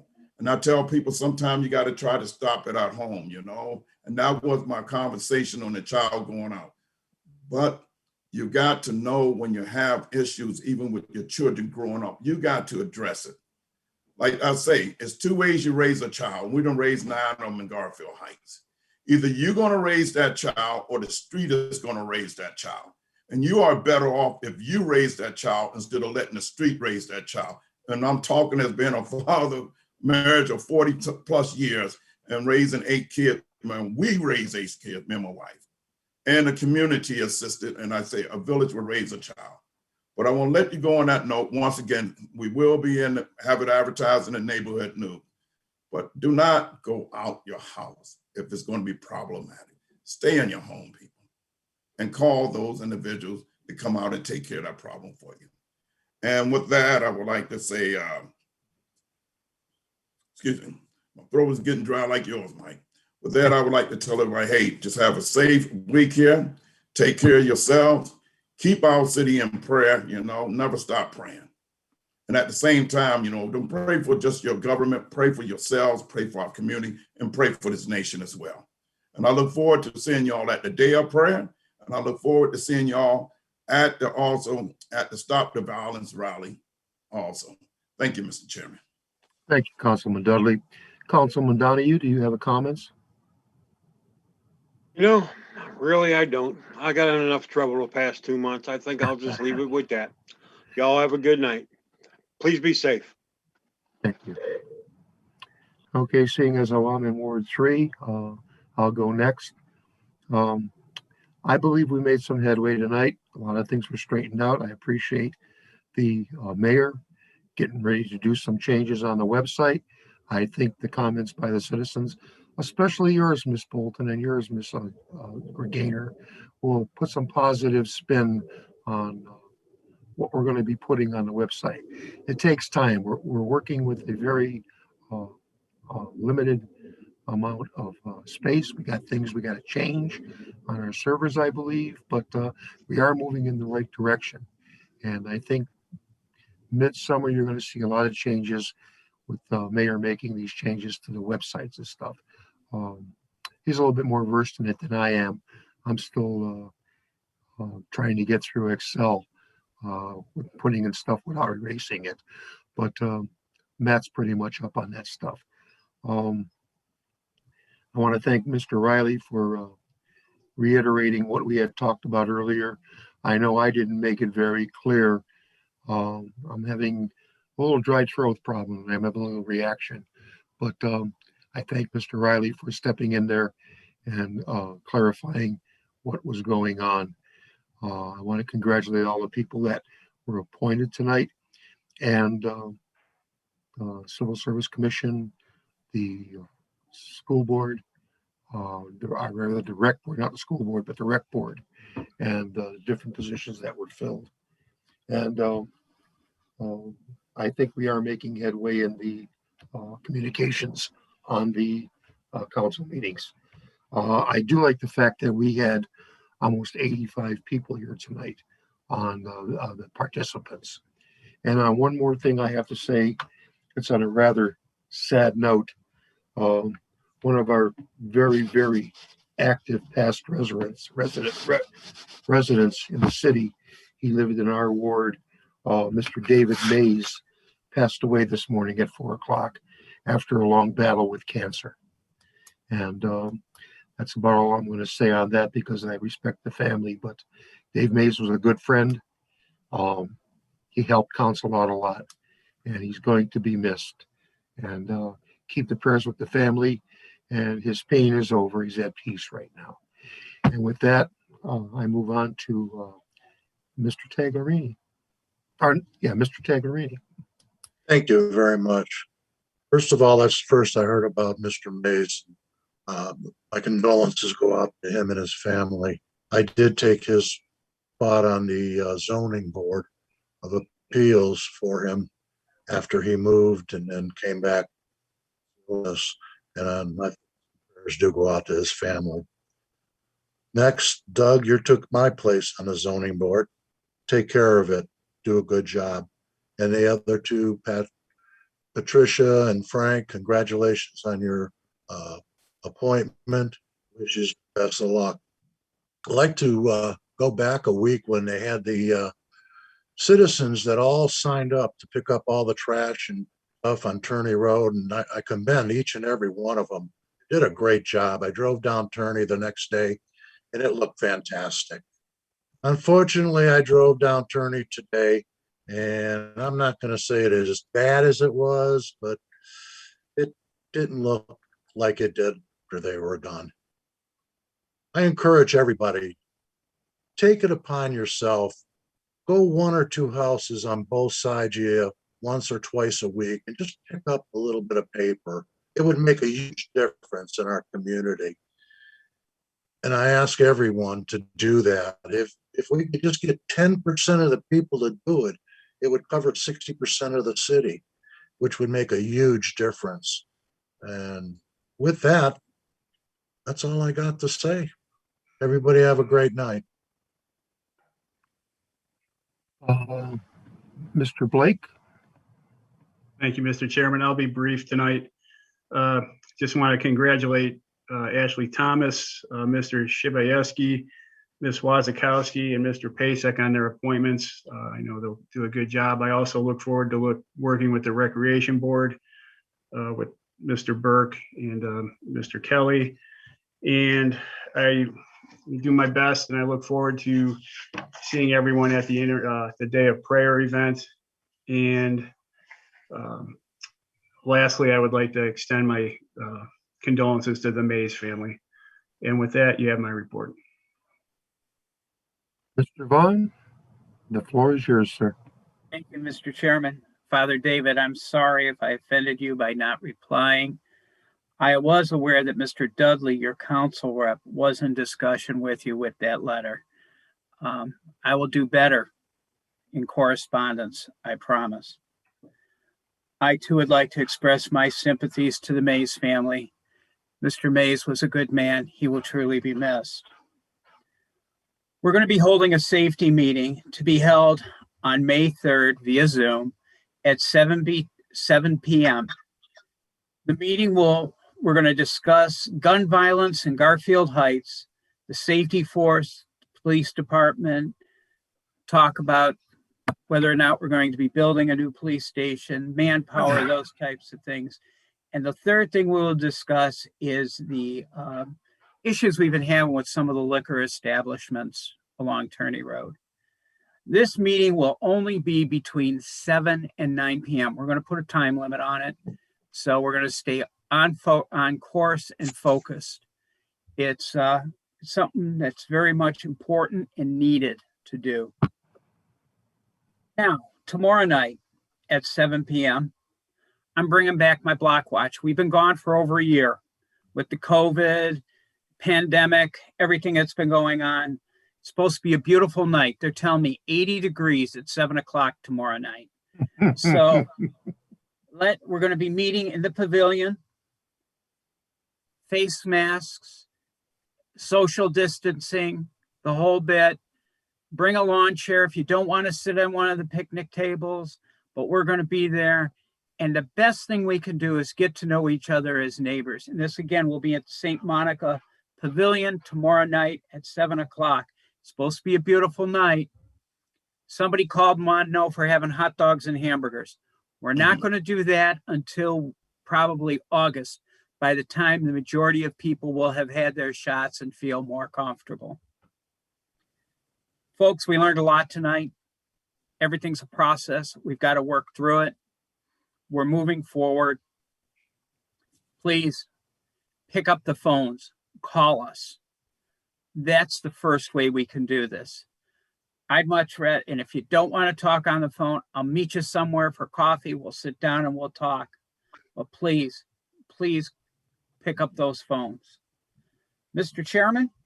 Mr. Chairman? Oh, I'm sorry, Mike, go ahead. Mr. Dudley, yes? I just want to mention one thing quick so people know. Just quickly, I want to give my condolences to Mr. Mays because we all knew him, to his family.